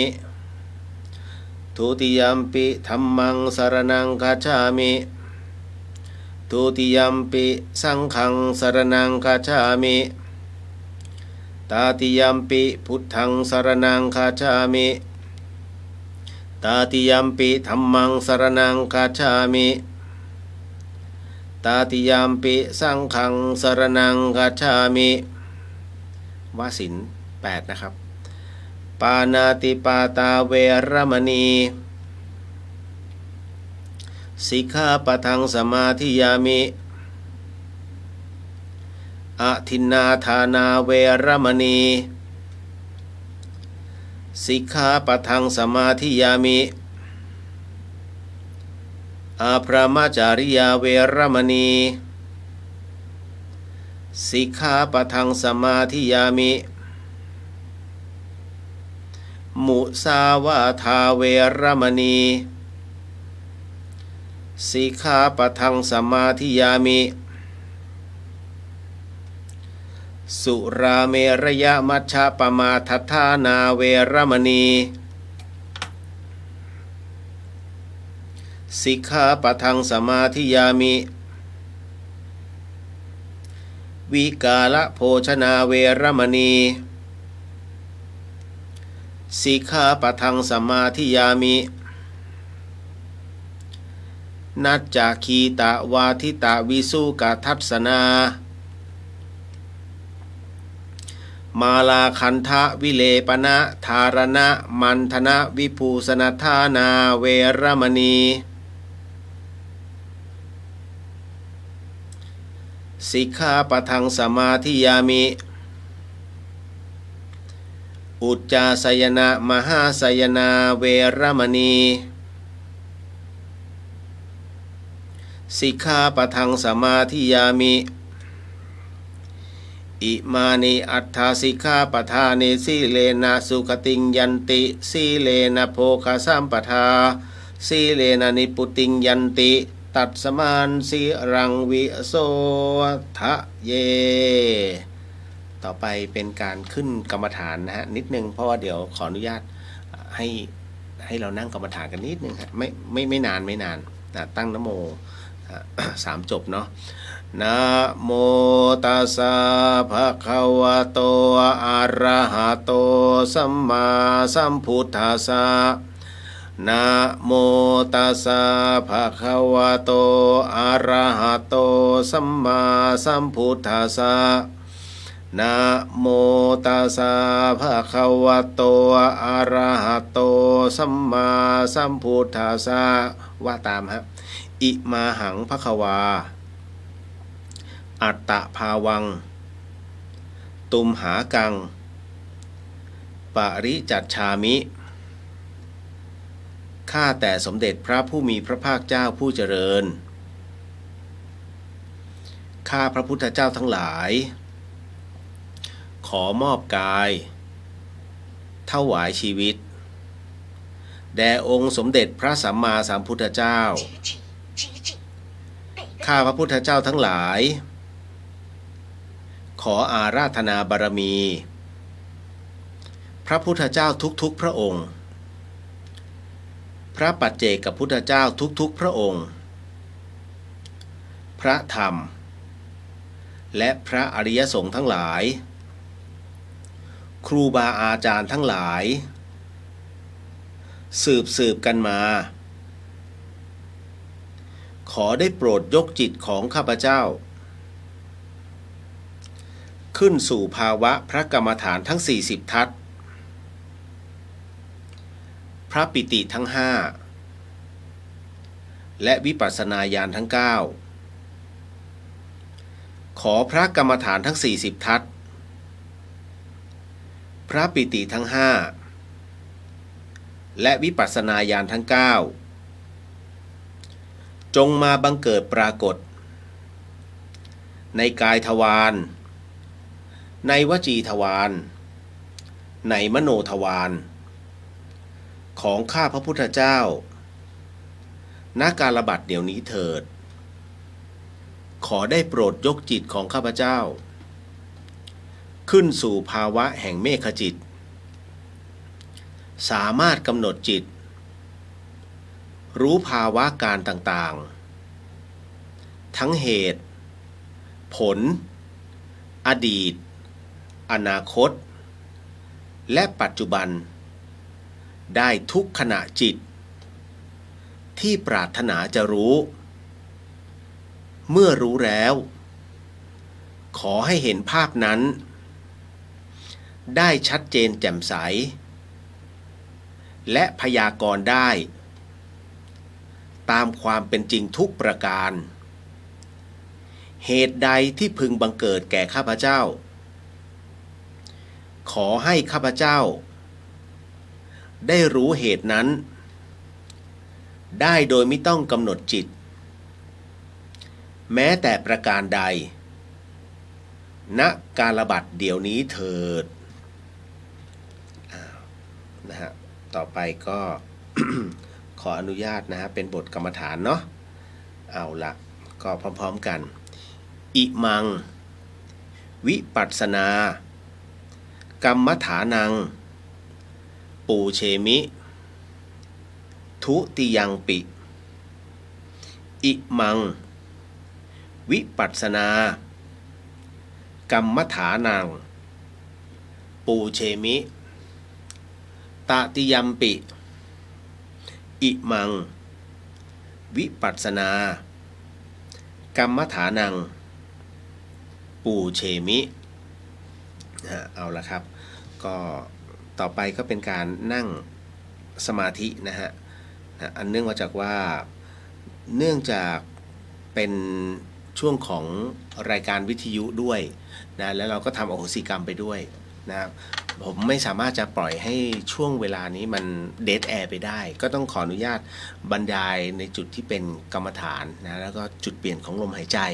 นะสั้นๆนะครับ3 นาทีเพื่อให้เราได้จิตของเรานั้นได้มีกำลังสิ่งใดก็ตามที่เป็นความวุ่นวายที่เกิดขึ้นทางใจนะแล้วมันเกิดขึ้นกับเราจนบัดเดี๋ยวนี้นั้นก็ขอให้ท่านนั้นได้ละวางแล้วก็ทิ้งอารมณ์นั้นลงบอกมันเลยว่าหยุดที่จะคิดหยุดที่จะมาเป็นอุปสรรควางลงแล้วมันจะเคลียร์อยู่แป๊บหนึ่งอะไรก็ตามที่จะต้องเป็นแผนที่เราต้องคิดต่อไปข้างหน้าก็ขอให้หยุดลงวางลงขอให้อยู่กับปัจจุบันอยู่กับลมหายใจนะฮะสูดหายใจเข้าลึกๆแล้วก็ผ่อนลมหายใจออกสัก2 ครั้งอันนี้ให้บังคับมันก่อนแต่หลังจากนั้นไม่ต้องบังคับเขาถ้าท่านบังคับลมหายใจต่อไปท่านจะเป็นทุกข์ทำไมจะต้องนะทำไมต้องผ่อนนะไม่ต้องท่านหายใจยังไงก็เป็นอย่างนั้นนะฮะท่านจะท่องพุทโธก็ได้ท่านจะท่องอะไรก็แล้วแต่ได้หมดรวยขอให้รวยหายใจเข้ารวยขอให้ออกยิ่งรวยอะไรอย่างเงี้ยมันได้หมดแต่ท้ายที่สุดแล้วเนี่ยฮะขอให้ลมหายใจของเรามันขึ้นมันจะว่างไปเลยคำภาวนาเหล่านี้จะไม่เกิดขึ้นนะมันเป็นสภาวะแห่งสูญญตะก็ลองทำให้ได้นะตามลมหายใจไปเรื่อยๆนะครับให้รู้ว่าเมื่อเราทำแล้วจิตของเราเนี่ยมันจะตามอยู่มันจะมีหน้าที่ของมันแต่เมื่อไหร่ก็ตามที่มีเสียงคนเรียกมีเสียงอูแวะโทรศัพท์ดังรถวิ่งผ่านมันจะไปตรงนั้นแป๊บหนึ่งแล้วมันจะกลับมาเพราะจิตระลึกได้ว่าอ๋อเรามีหน้าที่แค่นั้นเลยนะฮะก็ขอให้ทุกท่านตามลมหายใจทั้งเข้าและออกได้อย่างสม่ำเสมอนะค่อยๆหลับตาลงด้วยสภาวะของสมาธินั้นเป็นสมาธิแห่งความว่างการที่เราท่านนั้นปรับสมาธิให้คล้อยไปตามสิ่งเร้าใจที่ออกสู่ข้างนอกนั่นหมายถึงว่าทุกท่านกำลังส่งจิตคล้อยตามแล้วก็ออกตามหลายคนมีคำถามว่าเราควรจะเรียกมันกลับมาได้ไหมและเราควรจะเรียกจิตกลับมาได้อย่างไรคำตอบคือไม่ต้องเรียกแล้วทำไมจึงไม่ต้องเรียกนั่นเป็นเพราะว่าจิตของเรานั้นยังคงมีหน้าที่ของเขาเมื่อจิตตามไปในเรื่องราวต่างๆที่มีความรู้สึกนึกคิดแต่ทั้งหมดทั้งมวลนั้นจิตก็จะกลับมายังลมหายใจเพราะเบื้องต้นในการทำสมาธิเรามีความแน่วแน่อยู่แล้วว่าลมหายใจเข้าเราก็ระลึก ลมหายใจออกเราก็ระลึกไม่ว่าอุปสรรคอะไรก็ตามที่เข้ามาสู่ในสมาธิของเรานั้นแม้ว่าจิตจะส่งออกนอกเพราะจิตมีความไวมากแต่จิตนั้นก็จะรีบกลับมาสู่ที่พักของมันอย่างที่เดิมจากนั้นเมื่อจิตเข้าสู่สภาวะของมันก็ยังคงทำให้จิตนั้นเลี้ยงตามลมหายใจเข้าลมหายใจออกรับรู้ในเรื่องของการเดินลมหายใจเมื่อผ่านจุดนี้ไปแล้วก็ให้พิจารณาร่างกายของเราและลมหายใจของเราว่าลมหายใจนั้นเมื่อขณะเข้าสู่ภายในร่างของเรานั้นเขาผ่านอะไรไปบ้างไม่ว่าจะเป็นในเรื่องของหลอดลมไม่ว่าจะเป็นในเรื่องของเลือดปอดกระดูกลำไส้ทั้งหมดทั้งมวลนั้นในขณะที่มันผ่านไปเราก็จะรู้สึกได้แม้กระทั่งลมหายใจที่ออกไปก็จะรู้สึกได้เช่นกันมันก็เปรียบดังที่เรานั้นหลายๆท่านได้ประสบพบกับอุบัติเหตุในการประสบพบอุบัติเหตุของท่านนั้นลองสังเกตดีๆว่าในขณะที่ท่านเกิดเหตุนั้นจิตได้บันทึกทุกอากัปกิริยาของท่านไว้เป็นภาพสโลโมชันเป็นที่เรียบร้อยรถจะล้มรถจะคว่ำท่านสามารถรับรู้อาการตัวเองที่ตกใจท่านรับรู้ว่าขณะนี้รถเรากำลังเอียงและกำลังล้มลงอย่างช้าๆนั่นเป็นเพราะว่าจิตมันบันทึกภาพเหตุการณ์ต่างๆเอาไว้เป็นจังหวะเพื่อให้ท่านนั้นได้คำนึงและพิจารณาตามนั่นเองมันเป็นการทำงานของจิตโดยเบสิกของมันนั่นแหละเชนเดียวกันในการท่านทำวิปัสสนานั้นการเดินลมหายใจต่างๆจิตมันก็จะบันทึกเป็นช่วงระยะเวลาสั้นๆบันทึกเอาไว้ว่าลมหายใจเข้าเป็นแบบนี้แล้วก็บันทึกเอาไว้ว่าลมหายใจออกมันเป็นแบบนี้บันทึกต่อเนื่องเลยว่าการวางจิตและวาระจิตของเรานั้นอยู่ในแบบใดนั่นเองคือสิ่งที่ตัวสมาธินั้นเป็นผู้กำหนดนั่นเองเพราะฉะนั้นในเรื่องของการทำสมาธินั้นจงทำอย่างสบายๆง่ายๆไม่ทรมานตนไม่ทรมานร่างกายแล้วตัวจิตของเราก็จะเบาบางสบายไปเช่นกันก็ลองสังเกตกันดูนะทั้งหมดทั้งมวลนี้เป็นการเดินสมาธิกันอย่างสั้นๆการบ้านก็คือหากท่านมีเวลาว่างๆในขณะทำงานหรือในขณะที่รถติดเราก็แค่ลืมตาแล้วก็กำหนดลมหายใจให้สังเกตและพิจารณาร่างกายของเราให้สังเกตพิจารณาตัวเราประโยชน์ของสมาธินั่นก็คือว่าเวลาร่างกายของเราผิดปกติส่วนใดส่วนหนึ่งจิตจะฟ้องเลยว่าตอนนี้หายใจของท่านไม่เป็นปกติอาการปวดหัวเริ่มเกิดขึ้นอาการปวดเท้าอาการปวดเข่าเริ่มเกิดขึ้นนั่นเป็นเพราะว่าเมื่อจิตมีสมาธิจิตจะสำรวจร่างกายของเราเองยังไม่ต้องถึงมือคุณหมอแต่ให้ถึงตัวจิตของเราเราก็จะรับรู้แล้วว่าช่วงนี้ของเราผิดปกติมันจะเตือนเพื่อให้เราแก้ไขต่อไปว่าแล้วจะทำยังไงล่ะเพื่อไม่ให้ปวด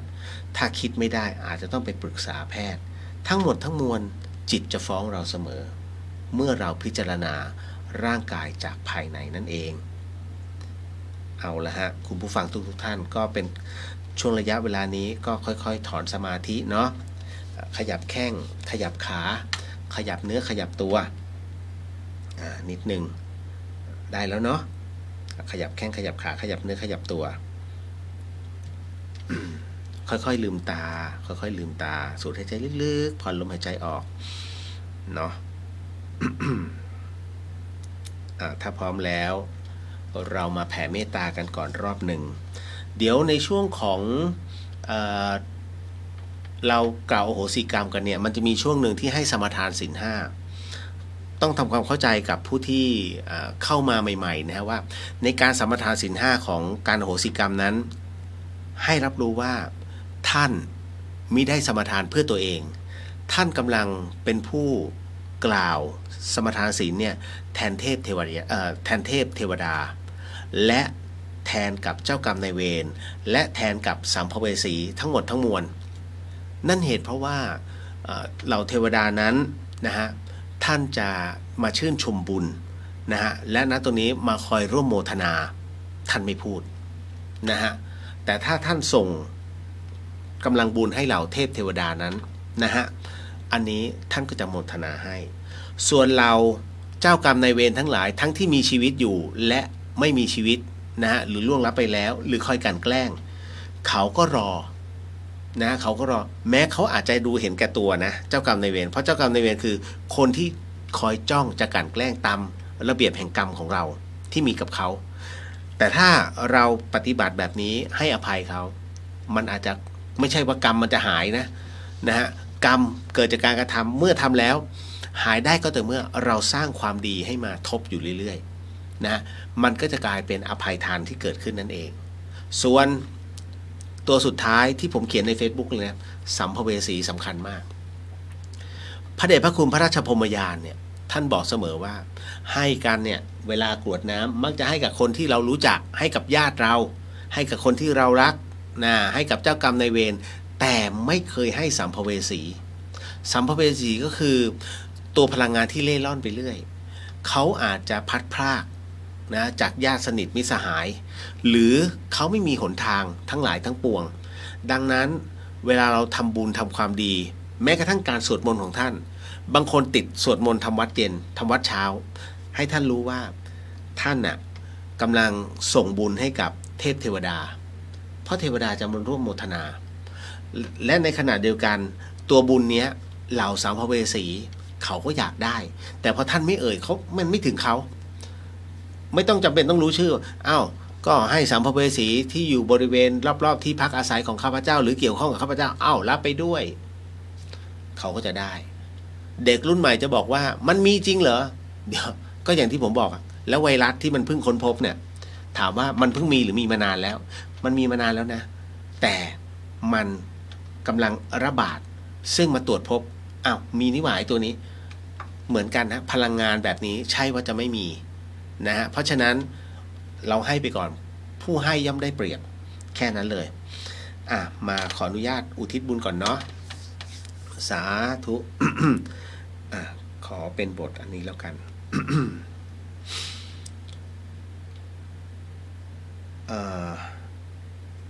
ขออภัยครับผิดครับ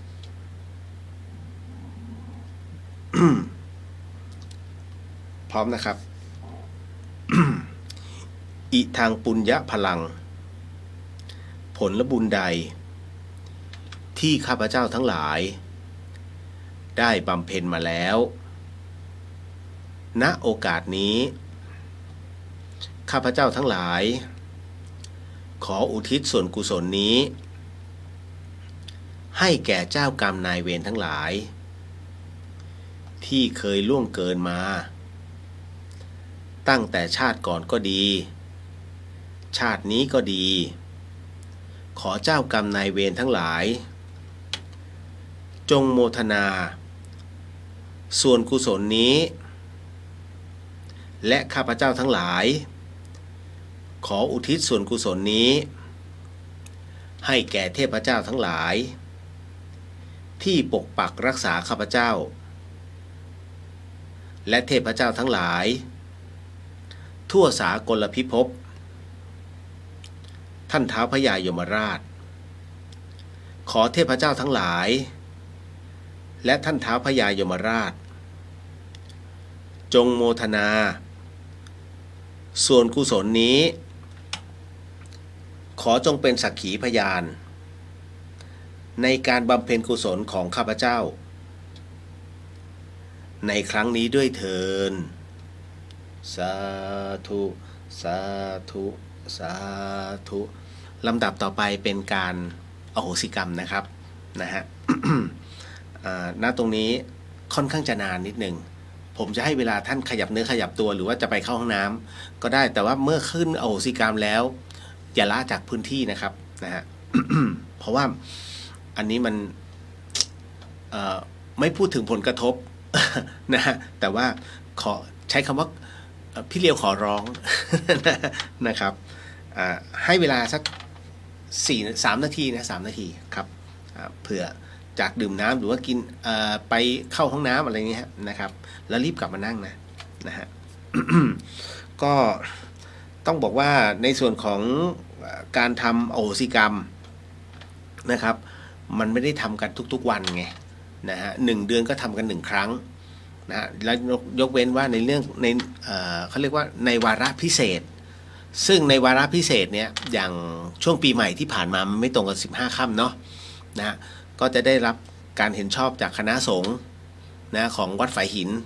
ก็มอบให้ผมได้ทำอโหสิกรรมณตรงนั้นเองเนี่ยมันก็เลยทำให้เรามีพละกำลังเพิ่มขึ้นนะฮะในส่วนของการโมทนาเจ้ากรรมในายเวรทั้งหลายมันเป็นเรื่องที่ดีนะแล้วเดี๋ยวต้องบอกว่าหลังจากที่จบตรงนี้ไปนะฮะท่านไปกรวดน้ำนะฮะอีกสักครั้งหนึ่งแต่ถ้าสมมุติว่าโอ้ไม่มีเวลาหรือท่านลืมอย่าเสียดายวันนี้พวกพี่ๆก็ถามผมมาว่าถ้ากรวดพรุ่งนี้แล้วเนี่ยมันจะได้เหรอมันจะข้ามวันไหมมันเดี๋ยวนะฮะบุญกุศลเนี่ยมันไม่ใช่เค้กที่ต้องขึ้นราหรือว่าหมดอายุไม่มีหมดอายุนะเพียงแค่ในขณะช่วงเวลาที่ท่านกำลังจะกรวดน้ำเนี่ยท่านอย่าไปทำกรรมนะคือถ้าทำกรรมมันก็จะมันไม่สามารถจะชดใช้เขาเรียกว่ามันจะหักกลบลบกันไปมันจะไม่เต็มเนื้อเต็มหน่วยก็แค่นั้นเองถ้าสมมุติว่าลืมวันนี้พรุ่งนี้เช้าเรากรวดน้ำก็ได้วะหรือว่าท่านใส่บาตรแล้วกรวดน้ำพร้อมๆก็ได้ไปพร้อมกันเลยนะไม่ต้องจำเป็นที2 ทีไม่ต้องเปลืองน้ำ นะฮะก็คือบุญทั้งหมดรวมกันในการกรวดน้ำหรือว่าหยาดน้ำครั้งเดียวอันนี้ก็บอกเอาไว้ก่อนนะครับเพราะฉะนั้นสมมติท่านลืมมา3 วันแต่3 วันนี้ท่านเข้ากรรมฐานไม่มีผิดเรื่องข้อศีลเลยอันนี้โอเคทำได้เลยแล้วบุญก็เพิ่มขึ้นด้วยซ้ำเพียงแต่เราจะรักษาศีลหรือว่าตัวเราได้มากน้อยแค่ไหนแค่นั้นที่ท่านบอกว่าเสร็จปุ๊บกรวดน้ำเลยเพราะกลัวไงฮะกลัวว่าเดี๋ยวท่านจะไปทำผิดศีลแล้วมันไม่เต็มเช่นเดียวกับเวลาท่านถวายพระสังฆทานท่านสังเกตไหมทำไมพระท่านต้องให้สมทานศีล 5ก่อนก็เพราะศีล 5คือความเป็นมนุษย์เราครบไงนะฮะแต่ไอ้ที่ครบบ้างไม่ครบบ้างนะก็คือคนธรรมดาเนี่ยเขาเรียกคนยังไม่เรียกว่าเป็นมนุษย์คือสัตว์ประเสริฐถูกไหมแต่ถ้าคนก็คือปุถุชนนะคือคนผิดบ้างรักษาบ้างมันก็จะประมาณนี้นะฮะความต่างมันอยู่แค่ตรงนี้แค่นั้นเองนะอย่างกัลยาณชนนะฮะประมาณนี้เลยนะพร้อมเนาะต่อไปก็เป็นการเป็นบทอโหสิกรรมผมก็จะไปรวดเดียวเลยนะฮะนิดหนึ่งนะครับ พร้อมบางท่านยังไม่พร้อม นิดหนึ่งนะฮะ โอเคคุณผู้ฟังทางบ้านด้วยอันนี้อโหสิกรรมสดเลยนะไม่ใช่เทปเนอะนะฮะภายในวันนี้แหละท่านได้ทำอโหสิกรรมชดเชยเมื่อวานนี้วันนี้ถึงต้องให้เต็มที่ก็คือเต็มบทเลยเพราะปกติผมจะไม่ให้มาสมทานศีล 8เดี๋ยวท่านจะตกใจอุ้ยตายแล้วพี่เลียวให้สมทานศีล 8แล้วฉันจะครองศีล 8ได้ไหมเดี๋ยวท้ายด้านตอนท้ายเนี่ยผมจะให้ลาศีลนะให้รับศีล 5นะไม่มีปัญหาคือทั้งหมดมันขึ้นอยู่กับจิตเราสมมุตินะท่านไม่ได้ลากับผมแล้วหิวว่ะท่านกินวิการโภชนาไงก็ขาดแล้ว1 ข้อ นะแล้วบังเอิญทำอยู่2 คนสามีภรรยาปรากฏว่าสามีฉุดมือมานี่หน่อยนะฮะแม้ไม่ได้คิดแต่คิดว่านี่คือภรรยานะฮะคือฉุดมือมาเหมือนกับเอาไปกินข้าวหรือว่าเอาไปทำครัวหน่อยแค่นี้ศีลข้อพรหมจรรย์ก็พร่องลงแล้วถูกไหมฮะเพราะฉะนั้นเนี่ยมันคือการลืมนั่นแหละแต่เพราะฉะนั้นข้อศีลจึงเป็นข้อที่ให้เตือนสติเราอยู่เสมอแค่นั้นนะมีไหมประเภทที่ผู้ชายไปสะกิดผู้หญิงนะฮะหรือว่าผู้หญิงมาสะกิดผู้ชายโดยที่ลืมไปว่าเราถือศีล 8กระบวนการลืมหรือว่าการเขาเรียกกรรมทั้งหมดทั้งมวลเนี่ยนะฮะมันคือเจตนาอะไรก็ตามที่ไม่เจตนาไม่ถือว่าผิดศีลนะฮะอย่างแม่ชีเงี้ยท่านเดินมาเสร็จปุ๊บเนี่ยแล้วแม่ชีของตกสมมุติว่าทำของตกแล้วท่านไม่รู้ตัวเราก็ด้วยความตกใจคว้าเสื้อแม่ชีเดี๋ยวก่อนดึงมาทำของตก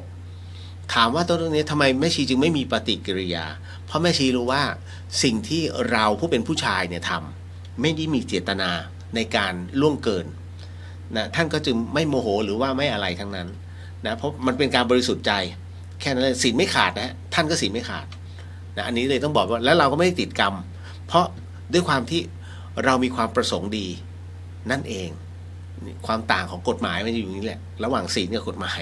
เนาะ กฎหมายนี่จับไปก่อนแล้วเดี๋ยวไปสอบสวนอีกทีแต่อันนี้ขึ้นแค่เจตนาตัวจิตเป็นสำคัญพร้อมเนาะพร้อมนะครับ ต่อไปเป็นบทขอโหสิกรรมอันนี้ขอให้ท่านสบายๆนะแล้วก็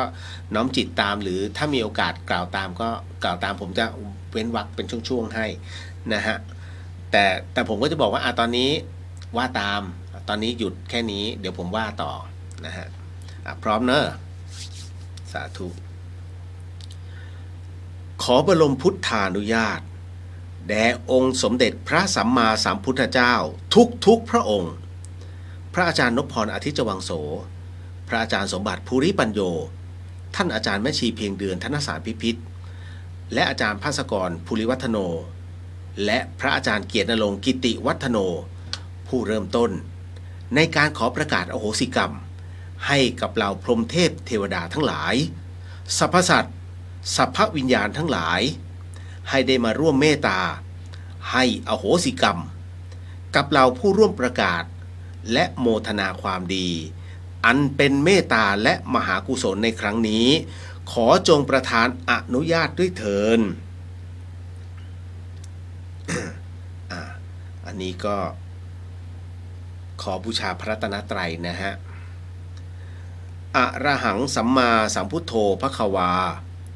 พุทธังภควันตังอภิวาเทมิกราบสวาขาโตภควตาธัมโมธัมมังนามัสสามิกราบสุปฏิปันโนภควโตสาวกสังโฆสังฆังนะมามิกราบตั้งนะโมพร้อมกัน3จบนะครับนะ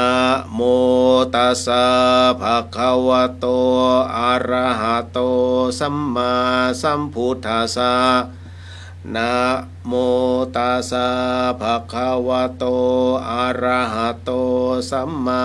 สัมพุทธัสสะนะโมตัสสะภะคะวะโตอะระหะโตสัมมาสัมพุทธัสสะต่อไปเป็นการชุมนุมเทวดานะก็ขอให้ทุกท่านนั้นได้กำหนดจิตกำหนดใจใครก็ตามที่เคยเป็นพี่เป็นน้องเป็นผู้ที่มีพระคุณของเราหรือว่าเป็นเจ้ากรรมนายเวรของเราบัดนี้เรามีจิตอันเป็นมหากุศลที่จะประกาศให้อโหสิกรรมเพื่อเป็นธรรมะทายทานจึงขอเชิญทั้งหลายเหล่านั้นเนี่ยมาร่วมเป็นสักขีพยานและก็หากจิตของท่านนั้นเป็นมหากุศลในการร่วมให้อโหสิกรรมก็ขอให้ทำไปพร้อมๆกับเราก็ขอเชิญด้วยเอาละทุกท่านก็เตรียมตัวกำหนดจิตตามเนาะสมันตาจักวาเรสุอัตระคัจฉันตุเทวตาสัทธัมมังมุนีราชาสาสุนันตุสัคโมคทังสักเคกาเมอาจารูเปคิเรสิขรตเตจันตริเควิมาเนทีเประเทจะคาเมตรุวนาคาเนเคหาวัตุมหิเขตเตภุมมาจยันตุเทวาชลทลวิสเมยคาคันทพนาคาติทันตาสันติเกยังมุนิวรวจนังสาทโวเมสุนันตุธรรมสวนากาโลอายามพะทันตาธรรมสวนากาโลอายามพะทันตาธรรมสวนากาโลอายามพะทันตากล่าวตามนะครับโมทนาสาธุโมทนาสาธุโมทนาสาธุกับพระสัมมาสัมพุทธเจ้าทุกพระองค์โมทนาสาธุโมทนาสาธุโมทนาสาธุกับพระธรรมเจ้าทุกพระองค์โมทนาสาธุโมทนาสาธุโมทนาสาธุกับพระอริยสังฆเจ้าทุกพระองค์โมทนาสาธุโมทนาสาธุโมทนาสาธุ กับพระปัจเจกพุทธเจ้าทุกๆพระองค์โมทนาสาธุโมทนาสาธุโมทนาสาธุกับพระอัครสาวกเจ้าทุกๆพระองค์โมทนาสาธุโมทนาสาธุโมทนาสาธุกับพระอสีติมหาสาวกเจ้าทุกๆพระองค์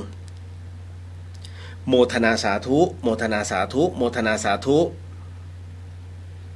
กับพระอรหันตสาวกเจ้าทุกๆพระองค์ขอพระบรมพุทธานุญาต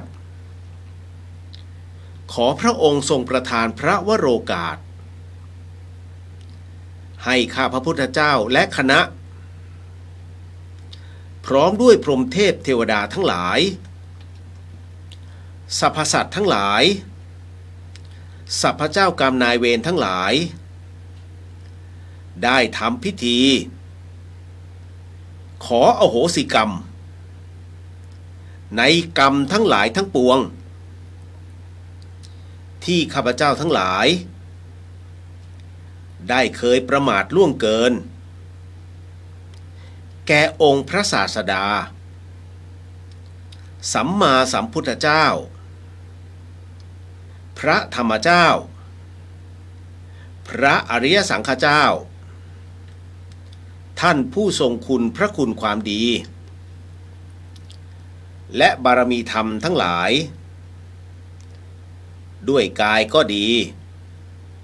ด้วยวาจาก็ดีหรือแม้ด้วยใจก็ดีนับแต่อดีต16อสงไขยแสนกันจนถึงปัจจุบันชาติเพื่อความหมดเวรสิ้นกรรม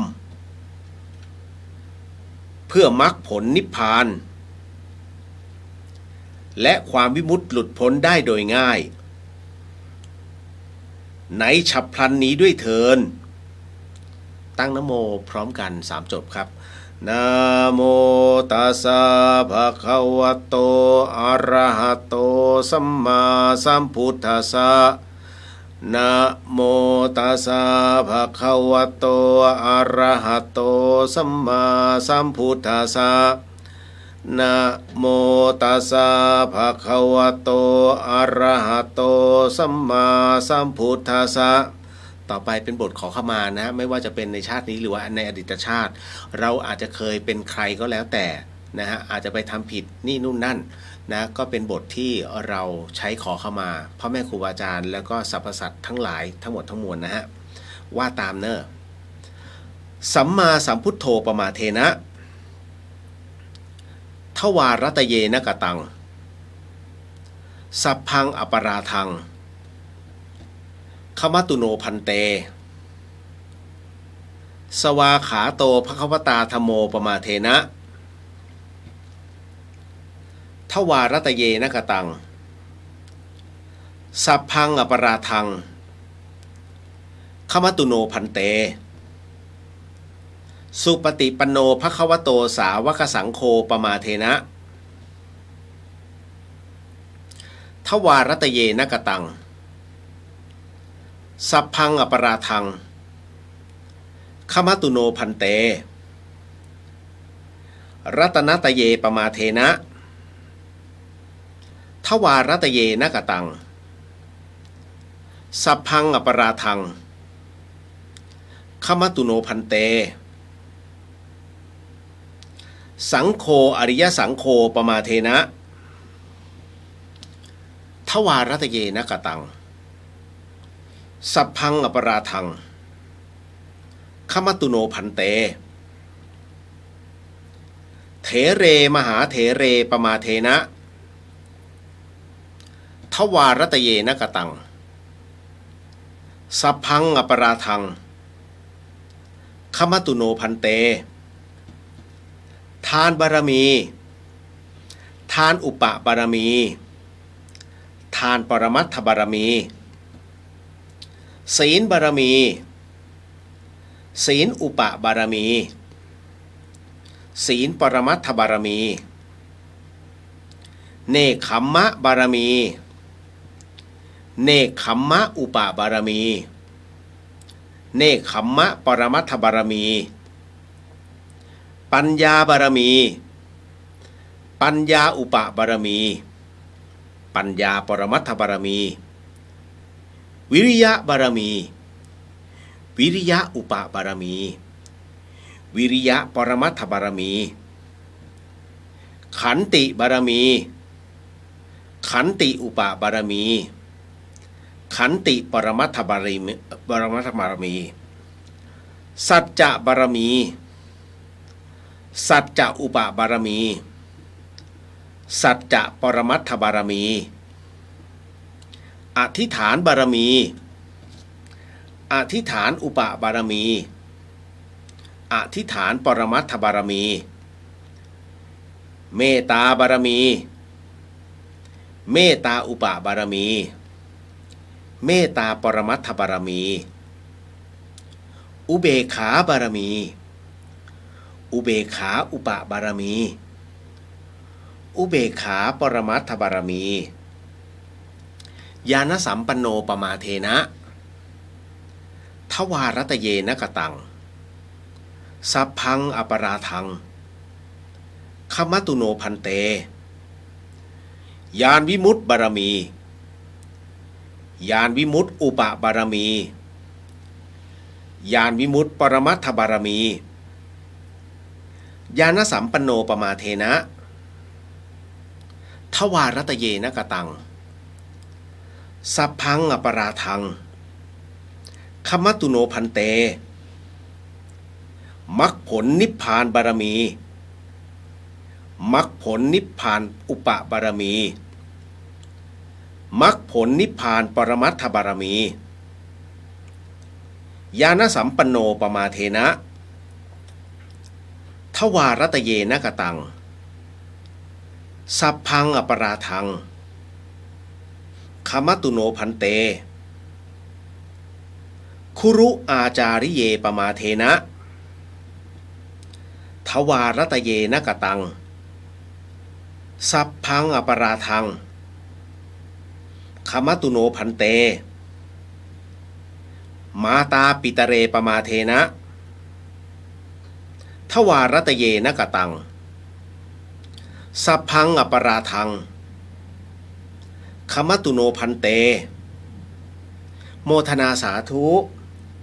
โมทนาสาธุโมทนาสาธุต่อไปให้ระลึกตามนะครับอันนี้เดี๋ยวขอว่าคนเดียวนะฮะขออัญเชิญพรหมเทพเทวดาสรรพสัตว์สรรพเจ้ากรรมนายเวรทั้งหลายของท่านทั้งหลายที่อยู่ณที่นี้จงมาณที่นี้ทั้งหมดจงมาณที่นี้ทั้งหมดจงมาณที่นี้ทั้งหมดขอพระภูมิเจ้าที่ที่ดูแลณที่นี้หรือที่พักที่อยู่ที่อาศัยของทุกท่านที่ได้ชมได้ยินได้ฟังอยู่ช่วยเปิดทางด้วยขอท่านท้าวพญายมราชท้าวจตุโลกบาลขอเมตตามาดูแลความเรียบร้อยขออย่าให้ใครมากลั่นแกล้งขัดขวางเมื่อมาถึงแล้วที่เป็นสัตว์ขอให้เป็นคนที่เป็นสัตว์ขอให้เป็นคนที่เป็นสัตว์ขอให้เป็นคนที่เป็นคนแล้วขอให้เป็นคนโดยสมบูรณ์บริบูรณ์ที่เป็นคนแล้วขอให้เป็นคนโดยสมบูรณ์บริบูรณ์ที่เป็นคนแล้วขอให้เป็นคนโดยสมบูรณ์บริบูรณ์ด้วยแขนขาตาหูจมูกปากลิ้นกายใจอวัยวะอาการ32ครบถ้วนด้วยแขนขาตาหูจมูกปากลิ้นกายใจอวัยวะอาการ32ครบถ้วนด้วยแขนขาตาหูจมูกปากลิ้นกายใจอวัยวะอาการ32ครบถ้วนขอให้หายจากทุกขเวทนาขอให้หายจากทุกขเวทนาขอให้หายจากทุกขเวทนาข้าพเจ้าขอแผ่ความดีให้ข้าพเจ้าขอแผ่ความดีให้ข้าพเจ้าขอแผ่ความดีให้ขอให้พูดได้ขอให้พูดได้ขอให้พูดได้ขอให้พูดภาษาไทยขอให้พูดภาษาไทยขอให้พูดภาษาไทยขอให้ฟังภาษาไทยรู้เรื่องขอให้ฟังภาษาไทยรู้เรื่องขอให้ฟังภาษาไทยรู้เรื่องขอให้สมทานศีลห้าได้ขอให้สมทานศีลห้าได้ขอให้สมทานศีลห้าได้บัดนี้ท่านทั้งหลายไม่ได้ทำกรรมชั่วอยู่จึงสมทานศีลห้าได้บัดนี้ท่านทั้งหลายไม่ได้ทำกรรมชั่วอยู่จึงสมทานศีลห้าได้บัดนี้ท่านทั้งหลายไม่ได้ทำกรรมชั่วอยู่จึงสมทานศีลห้าได้ ก็ขอให้ท่านทั้งหลายนั้นได้สมาทานศีล 5ด้วยว่าตามข้าพเจ้าและขอให้ทุกท่านนั้นได้ร่วมน้อมจิตน้อมใจเพื่อให้เหล่าสรรพสัตว์สรรพวิญญาณสรรพเจ้ากรรมนายเวรทั้งหลายของท่านนั้นได้มาร่วมสมาทานศีลโดยท่านนั้นเป็นตัวแทนก็ไปพร้อมๆกับพวกเราขอให้พวกเรานั้นว่าไปพร้อมๆกันและก็น้อมจิตไปพร้อมๆกันด้วยเช่นกันพุทโธธัมโมสังโฆศีลข้อ 1ไม่ฆ่าสัตว์ศีลข้อ 2ไม่ลักทรัพย์ศีลข้อ 3ไม่ประพฤติผิดในกามศีลข้อ 4ไม่พูดเท็จศีลข้อ 5ไม่ดื่มสุราและของมึนเมาบัดนี้ข้าพเจ้าตั้งใจรักษาศีลแล้วบัดนี้ข้าพเจ้าคือผู้มีศีลข้าพเจ้าผู้มีศีลละอายต่อการทำความชั่วกลัวต่อผลของบาปกรรมข้าพเจ้าผู้มีศีลมีหิริโอตปปะมีกายเป็นมนุษย์มีใจเป็นเทวดาเป็นมนุษย์เทโวผู้เข้าถึงความเป็นสหายกับเหล่าเทวดาทั้งหลายณบัดนี้ข้าพเจ้าทั้งหลายจะได้ประกาศให้อโหสิกรรมเป็นอภัยทานเป็นสัจจะวาจาตอนนี้ก็ขอให้ทุกท่านได้น้อมจิตน้อมใจนะฮะต่อองค์พระสัมมาสัมพุทธเจ้าด้วยกันว่านะโมพร้อมกัน3จบครับนะโมตัสสะภะคะวะโตอะระหะโตสัมมาสัมพุทธัสสะนะโมตัสสะภะคะวะโตอะระหะโตสัมมาสัมพุทธัสสะนะโมตัสสะภะคะวะโตอะระหะโตสัมมาสัมพุทธัสสะต่อไปขอทุกท่านว่าตามหรือกำหนดจิตตามนะฮะเป็นบทอโหสิกรรมนะฮะข้าพระพุทธเจ้าทั้งหลายขออาราธนาพระสัมมาสัมพุทธเจ้า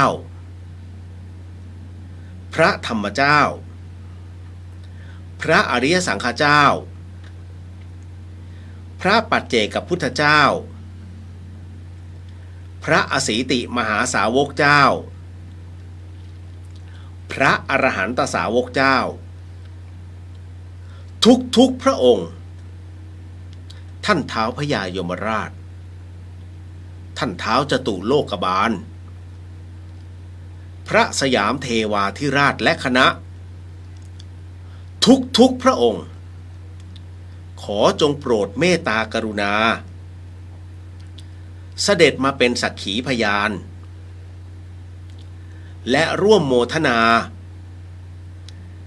ในการให้อโหสิกรรมแก่กันและกัน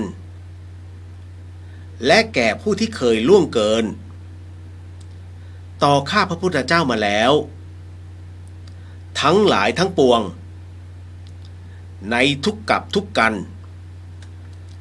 ทุกอสงไขยจนถึงปัจจุบันชาติข้าพระพุทธเจ้าทั้งหลายขอประกาศให้อโหสิกรรมแก่ตัวข้าพเจ้าเองตลอดจนถึงพ่อแม่พี่น้องปู่ย่าตายายลุงป้าน้าอาบุตรธิดาภรรยาสามีลูกหลานเหลนทั้งหลายญาติมิตรสหายทั้งหลายหมู่คณะผู้ร่วมงานทั้งหลายเจ้านายลูกน้องทั้งหลายคู่แข่งคู่ค้าคู่รักคู่แค้นคู่บุญคู่กรรมทั้งหลายครูบาอาจารย์ทั้งหลายอุปชฌาย์อาจารย์ทั้งหลายตลอดจนพรหมเทพเทวดามนุษย์สรรพสัตว์สัพพวิญญาณสัพพเจ้ากามนายเวรทั้งหลายทั้งปวง ทุกท่านทุกพระองค์ที่เคยเข็นฆ่าทำร้ายรังแกปล้นจี้ลักขโมยเบียดบังยักยอกข่มขืนผิดประเวณีโกหกหลอกลวงต้มตุนคดโกงตระบัดสัตว์หักหลังทรยศอกตัญญูเสียสีด่าว่าบังคับฝืนใจให้กินเหล้าเมายาทั้งแก่ตัวข้าพเจ้าเองหรือแม้ในบุคคลและสิ่งที่ข้าพเจ้ารักหวงแหนไม่ว่าชาตินี้ภพนี้หรือในภพชาติใดๆก็ตามในทุกกับทุกกันทุกอสงไขยเจตนาหรือไม่เจตนาต่อหน้ารับหลังรู้ไม่รู้อันเป็นเหตุให้ข้าพเจ้าทั้งหลายทุกกายก็ดีทุกใจก็ดีข้าพเจ้าขออโหสิกรรมและให้อโหสิกรรมแก่ท่านทั้งหลายทั้งปวงจนหมดสิ้นตั้งแต่บัดนี้ตราบเท่าเข้าสู่พระนิพพานการอาฆาตพยาบาทสาปแช่งจองเวรจองกรรมใดๆที่ข้าพเจ้าได้เคยประกาศไว้หรือผูกใจเก็บไว้ในชาตินี้ภพนี้หรือในภพชาติใดๆก็ตามข้าพเจ้าขอให้อโหสิกรรมยกเลิกให้เป็นโมฆะทั้งสิ้นเพื่อให้หมดเวรสิ้นกรรมต่อกันและกันนับแต่บัดนี้ตราบจนถึงพระนิพพานขอให้เราท่านทั้งหลายที่อยู่พร้อมหน้ากันในที่นี้ตลอดจนพ่อซื้อแม่ซื้อพ่อเกิดแม่เกิดพรหมเทพเทวดาที่ปกปักรักษาข้าพเจ้าทั้งหลายจงทราบว่าบัดนี้ข้าพเจ้าทั้งหลายได้ให้อโหสิกรรมแก่กันและกันแล้วและจะไม่เอาการกระทำทั้งหลายในอดีตมาเป็นเหตุทำร้ายทำลายหรือเบียดเบียนซึ่งกันและกันอีกต่อไปข้าพระพุทธเจ้าทั้งหลายขอโมทนาความดีกับสมเด็จพระสัมมาสัมพุทธเจ้าพระธรรมเจ้าพระอริยสังฆเจ้าพระปัจเจกพุทธเจ้าพระอสีติมหาสาวกเจ้าพระอรหันตสาวกเจ้าทุกพระองค์ท่านท้าวพญายมราชท่านท้าวจตุโลกบาลพระสยามเทวาธิราชและคณะทุกพระองค์ที่โปรดเมตตากรุณาเสด็จมาเป็นสักขีพยานในการให้อโหสิกรรมของข้าพระพุทธเจ้าทั้งหลายโมทนาสาธุโมทนาสาธุโมทนาสาธุด้วยอานิสงส์แห่งการให้อโหสิกรรมนี้ขอให้เจ้ากรรมนายเวรทั้งหลายทั้งปวงของข้าพเจ้าจงกรุณาให้อโหสิกรรมแก่ข้าพระพุทธเจ้า โดยง่ายเทินโมทนาสาธุโมทนาสาธุโมทนาสาธุขอให้กรรมทั้งหลายจงเป็นอโหสิ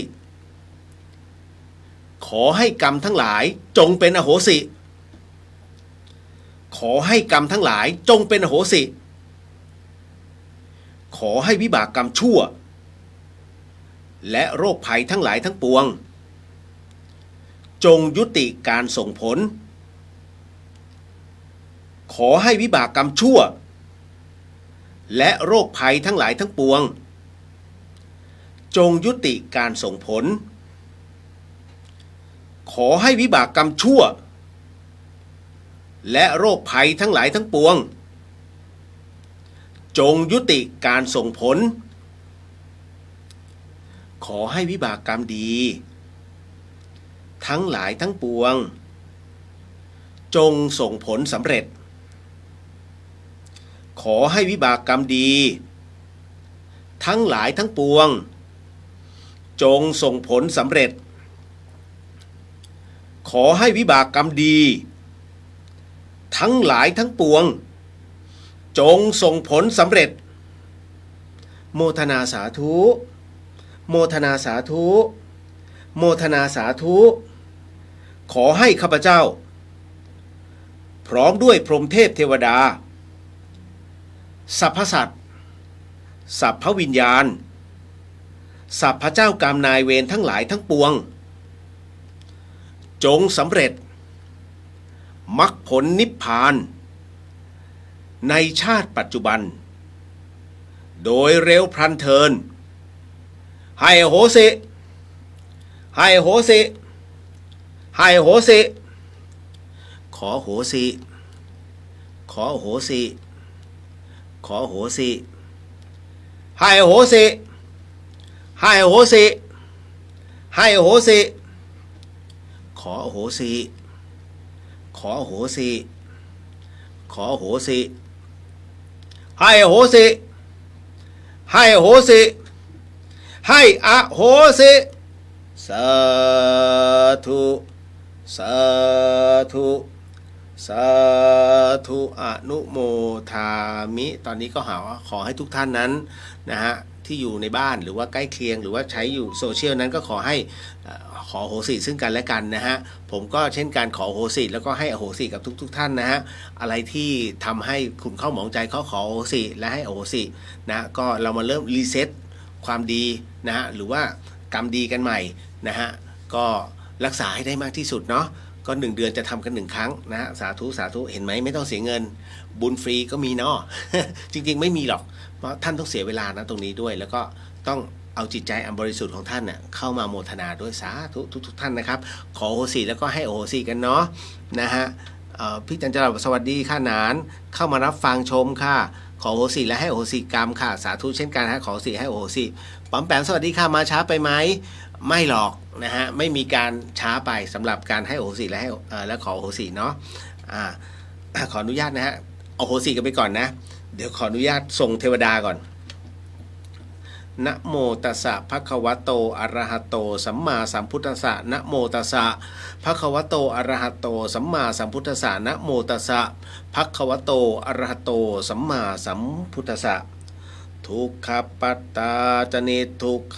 พยาปัตตาจนิพยาโสกปัตตาจนิโสกาโหนตุสัพเพปิปานิโนเอตาวตาจามเหหิสัมปตังปุญญสัมปตังสัพเพเทวานุโมทันตุสัพพสันปฏิสิทธิยาทานังทาทานตุสัทธายาสีรังลักขันตุสัพพทาภาวนาภิรตาโหนตุขัดจตุเทวตาคตาสัพเพพุทธาภลัพปัตตาปัจเจกานันจะยังพระลังอรหันตานันจะเตเชนะรักขังพันธาเมสัพพะโสสาธุสาธุเรามาลาศีลก่อนเมื่อกี้มีหลายๆท่านศีล8อยู่เนาะนะฮะก็ ขออนุญาตนะฮะก็ว่าตามเรากลับมาสมาทานศีล5นะฮะ ถอยศีลเป็นเขาเรียกถอยศีลพร้อมเนาะพนมมือเดี๋ยวค่อยอโหสิกรรมนะเดี๋ยวถอยศีลนี่ก่อนนะพร้อมนะฮะพุทโธ ธัมโมสังโฆศีลข้อ 1ไม่ฆ่าสัตว์ศีลข้อ 2ไม่ลักทรัพย์ศีลข้อ 3ไม่ประพฤติผิดในกามศีลข้อ 4ไม่พูดเท็จศีลข้อ 5ไม่ดื่มสุราและของมึนเมาบัดนี้ข้าพเจ้าตั้งใจรักษาศีลแล้วบัดนี้ข้าพเจ้าคือผู้มีศีลด้วยอำนาจแห่งเบญจศีลขอให้อำนาจศีลนี้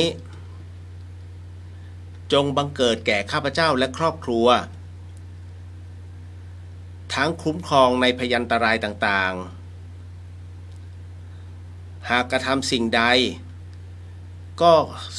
ขอให้สมมุ่งมาตรปรารถนาทุกประการตลอดไปเทินสาธุสาธุสาธุโอเคเรียบร้อยนะฮะก็เป็นการถอยศีลเป็นที่เรียบร้อยขอโหสินะฮะแล้วก็ให้โหสิกับทุกท่านด้วยเช่นกันเนาะก็มาอุทิศบุญกันก่อนนะครับเพราะว่าเมื่อกี้เราอุทิศไปรอบหนึ่งนะฮะแป๊บหนึ่งนะฮะตึ๊ดเดี๋ยวนะผมหาไม่เจออ๋ออยู่นี่ พร้อมนะครับแผ่เมตตาอันนี้ขออนุญาตนะครับก็น้อมจิตน้อมใจให้ครูบาอาจารย์แล้วก็ให้ขอมอบส่วนกุศลตรงนี้แด่องค์หลวงปู่คำบ่อแล้วก็ครูบาอุ่นนะฮะก็ขอให้อานิสงส์ตรงนี้จงเป็นเหตุเป็นพลปัจจัยให้ข้าพเจ้าทั้งหลายนั้นมีความสุขนะและขอให้ทั้งสองท่านนั้นได้เข้าถึงซึ่งพระนิพพานด้วยเถิดสาธุสาธุสาธุว่าตามนะฮะอิทังเมมาตาปิตุนังโหตุสุขิตาโหนตุมาตาปิตโรขอส่วนบุญนี้จงสำเร็จแก่มารดาบิดาของข้าพเจ้าอิทังเมยาตินังโหตุสุขิตาโหนตุยาตโยขอส่วนบุญนี้จงสำเร็จแก่ญาติทั้งหลายของข้าพเจ้าอิทังเมคารูปัชยายาจาริยานังโหตุสุขิตาโหนตุคารูปัชยายาจาริยาขอส่วนบุญนี้จงสำเร็จแก่ครูอุปชาและอาจารย์ทั้งหลายของข้าพเจ้าอิทังสัพพะเทวตานังโหตุสุขิตาโหนตุสัพเพเทวาขอส่วนบุญนี้จงสำเร็จแก่เทวดาทั้งหลายอิทังสัพพะเปตานังโหตุสุขิตาโหตุสัพเพเปตาขอส่วนบุญนี้จงสำเร็จแก่เปรตทั้งหลายอิทังสัพพะเวรีนังโหตุสุขิตาโหนตุสัพเพเวรีขอส่วนบุญนี้จงสำเร็จ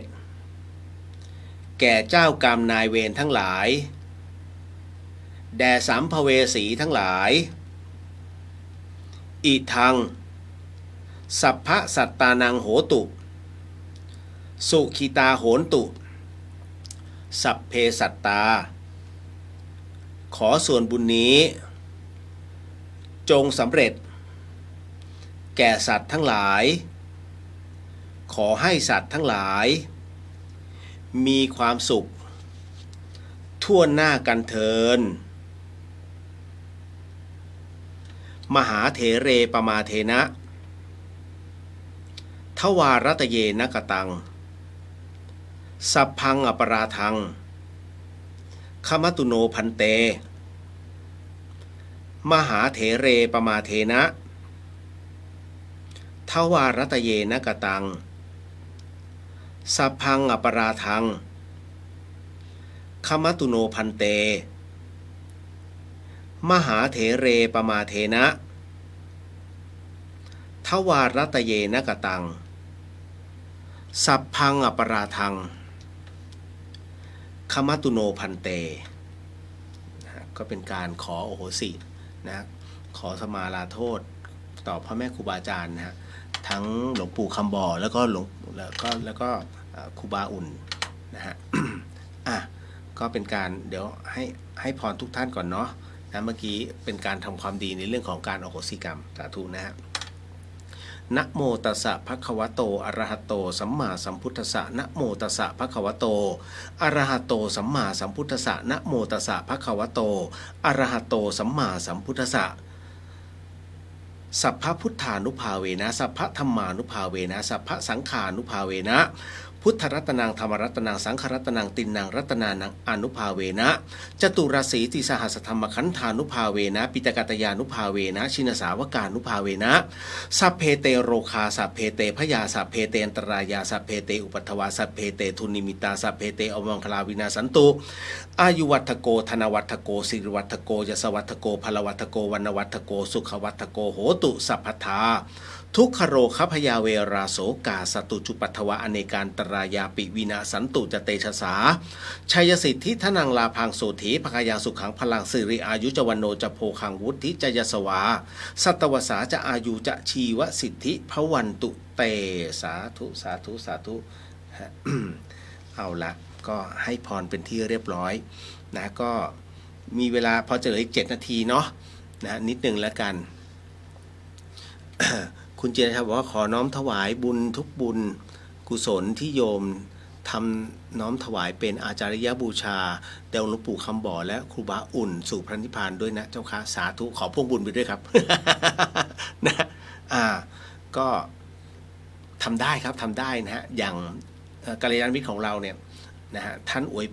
วยพรหรือว่าส่งบุญนะอุทิศบุญถ้าเราไม่มีเวลาจริงก็นะนิดหนึ่งขอพ่วงบุญเขาได้เนาะต่อมาก็ขออนุญาตเพราะว่าเมื่อกี้ในหัวข้อในเรื่องของพลังงานที่ไม่ยอมรับอานิสงส์ผลบุญมีนะฮะก็เดี๋ยวจะอธิบายให้ฟังนิดนึงนะฮะผมหาไม่เจอเดี๋ยวนะตึ๊ดเมื่อพลังงานไม่รับอานิสงส์คำว่าพลังงานไม่รับอานิสงส์เดี๋ยวต้องบอกก่อนว่าก็คือเหล่าสัมภเวสีนะหรือว่าสัพพวิญญาณโดยทั่วไปอันเนี้ยก็เลยต้องบอกก่อนว่าเหตุการณ์นี้คือสดๆร้อนๆนะฮะ อันเนื่องมาจากว่าในการทำพิธีบวงสรวงในครั้งนี้มีหัวหมูมีไก่ซึ่งการทำพิธีอัญเชิญเทพนะหรือว่าบูชาองค์พระสัมมาสัมพุทธเจ้าเนี่ยนะฮะใช้คำว่าไม่นิยมในเรื่องของการนำเอาหัวหมูนะฮะหรือว่าอะไรก็ตามเนี่ยที่เป็นของแม้ว่าจะของตายแล้วก็ตามเนี่ยนะฮะไม่ว่าจะต้มแล้วหรือไม่ต้มไม่สามารถนะยิ่งเป็นของสดถวายไม่ได้เลยอันนี้แม้กระทั่งพระเนี่ยนะฮะพระเราเองเนี่ยซึ่งเป็นภิกษุเนี่ยสมมุตินะฮะจะฉันซาซิมิไม่ได้นะฮะอันนี้ถือว่าเป็นอาบัตินะผมไม่แน่ใจว่าอยู่ในอาบัติแบบไหนแต่ไม่ใช่ทุกกฎไม่ใช่ข้อนี้ไม่อยู่ในอาบัติทุกกฎแต่เป็นอาบัตินะแต่มันเป็นอาบัติเล็กซึ่งต้องปรงถามว่าปรงหยุดหมดไหมการกระทำผิดของพระเนี่ยแม้จะเป็นการปรงอาบัติในช่วงของปาติโมกข์นะฮะถ้าทำผิดซ้ำแล้วซ้ำอีกอาบัตินี้ปลดไม่ออกนะฮะอาบัตินี้ปลดไม่ออกคือพระเราเนี่ยพยายามจะเข้าใจว่าอ๋อเดี๋ยวไม่เป็นไรหรอกเดี๋ยวไป คือบอกบริสุทธิ์หรือว่าในเรื่องของการทำปรงอาบัติไม่ได้นะคือมันกลายเป็นผิดซ้ำๆพระพุทธเจ้านั้นท่านมีท่านคือท่านมีใช้คำว่าได้บอกเอาไว้ในพระไตรปิฎกขออนุญาตผมจำหัวข้อนี้ไม่ได้แต่อ่านเจอมีพระที่บวชในเชตวันเนี่ยนะฮะทำผิดซ้ำแล้วซ้ำอีกพระพุทธเจ้าบอกบาปนี้ปลดไม่ออกไม่สามารถจะล้างได้เพราะท่านนั้นได้กระทำเป็นนิสัยคือเหมือนกับว่าให้ไปเหมือนกับให้ไปอยู่กรรมก็คือให้ไปพิจารณาการอยู่กรรมหมายถึงว่าพิจารณาตัวเสียใหม่หากทำไม่ได้ก็ให้ลาสิกขาไปอารมณ์นี้นะฮะเพราะฉะนั้นเนี่ยในตัวนี้จึงมีกล่าวในหัวข้อของพระวินัยนะฮะก็ต้องดูในอรรถกถามันมีอยู่แต่เดี๋ยวขออนุญาตไปหาก่อนเดี๋ยวขอเวลาไปหานิดนึงนะแต่มันเป็นอาบัติมันเป็นอาบัติเล็กแต่ถ้าผิดเรื่อยๆอาบัตินี้ปลดไม่ออกอันนี้ต้องให้เข้าใจก่อนนะฮะมีอยู่นะกรณีตรงนี้นะฮะคือล่าสุดเท่าที่ได้พบได้สัมผัสนะฮะก็คือว่า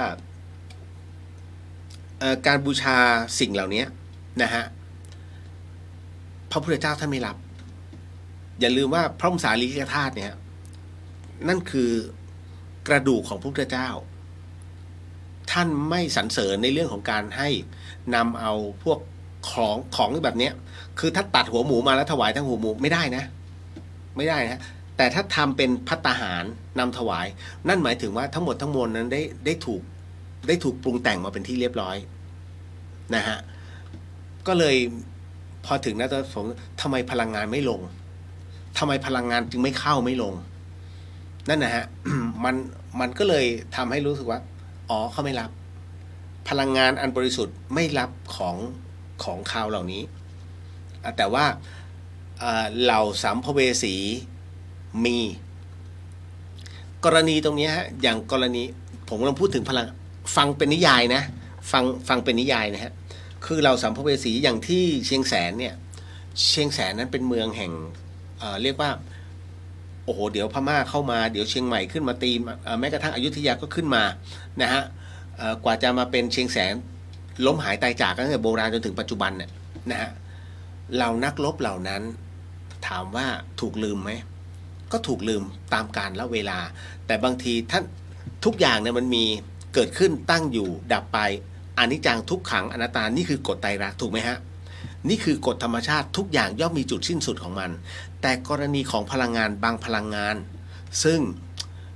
มีความอาฆาตแค้นมากๆจุดสิ้นสุดเขาจะมีแต่จะต้องใช้คำว่าอาจจะเป็นเกือบอสงไขยนะหรืออาจจะถูกภาคทันในตัวจิตที่ยังไม่เจอกับผู้ที่สามารถปลดปล่อยเขาได้ผมยกตัวอย่างเช่นกรณีของหลวงปู่มั่นภูริทัตโตครั้งหนึ่งหลวงปู่มั่นนั้นได้จาริกไปฝั่งเขมรในฝั่งกัมพูชานะฮะ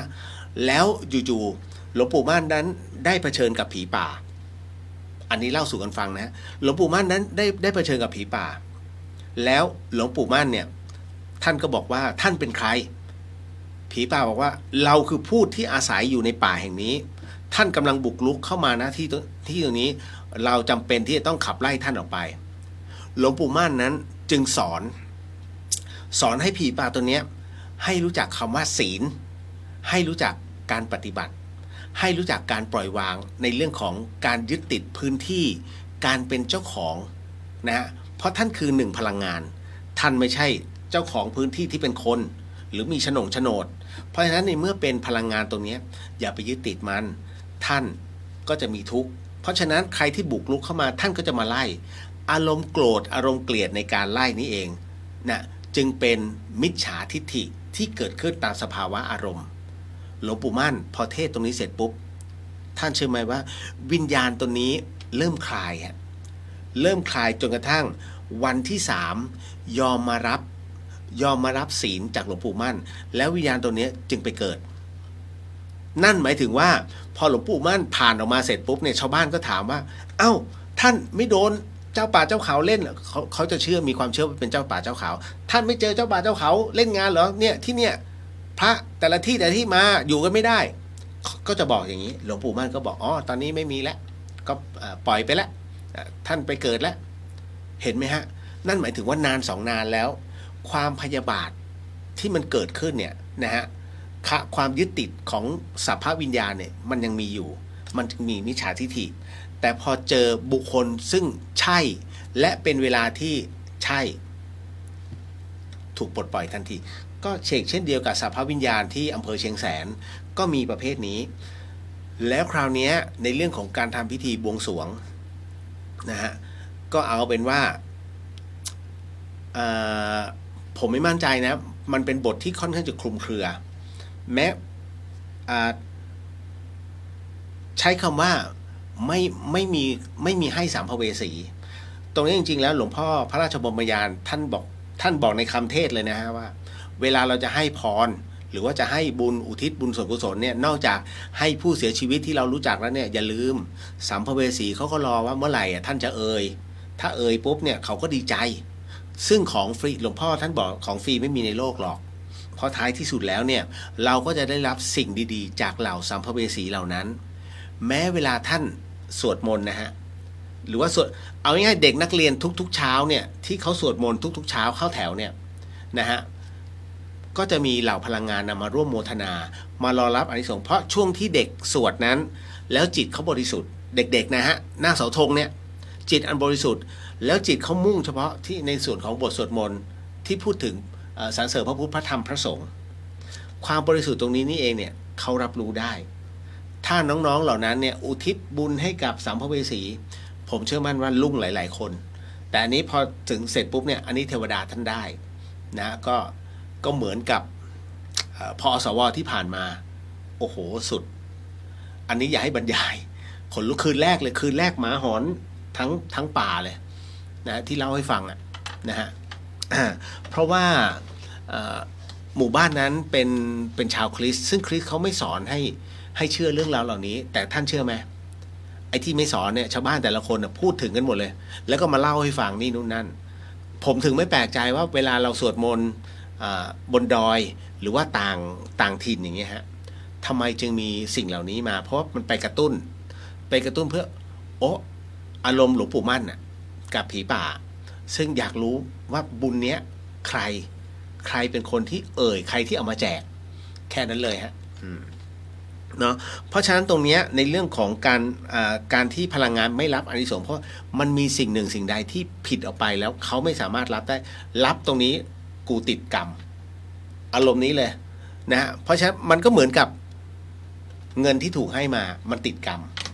เนาะหมดหัวข้อเดียวเลยวันนี้นะหมดเวลาแล้วฮะก็สาธุสิ่งหนึ่งสิ่งใดที่ผิดพลาดพลั้งไปก็ขออโหสิกรรมมาในที่นี้ไม่ได้ตั้งใจหรือมีเจตนาพรุ่งนี้ขออนุญาตงด1 วันนะเพราะว่าเดี๋ยวนอกจากจะต้องกรวดน้ำแล้วเดี๋ยวพรุ่งนี้ขออนุญาตดูตรงจุดกรรมฐานก่อนว่าจะต้องสั่งหินเพิ่มเติมว่าพรุ่งนี้ผมอาจจะบอกบุญนิดนึงนะฮะไม่ว่าจะเป็นเรื่องหินเรื่องปูน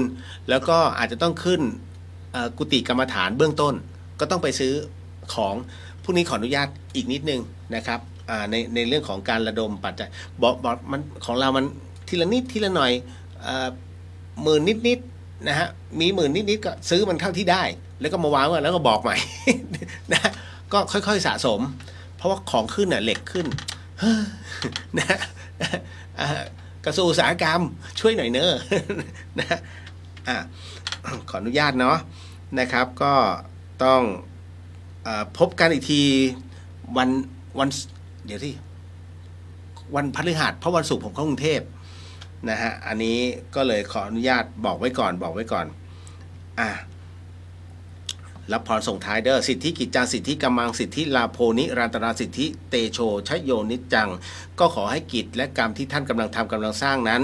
จงเป็นเหตุเป็นภระปัจจัยให้ถึงพระนิพพานในชาติปัจจุบันโดยเร็วพลันเทินสาธุไปก่อนนะคุณผู้ฟังที่ฟัง FM 104.50เดี๋ยวเจอกันอีกทีก็คือวันพฤหัสเนาะก็เวลานี้แหละผมก็อัดเทปนะฮะแต่ถ้าเจอสดๆก็เข้ามาช่วง 19:00 น นะฮะอันนี้ก็บอกไปก่อนเด้อสาธุแล้วเจอกันสวัสดีครับสวัสดีฮะทุกท่านนะฮะ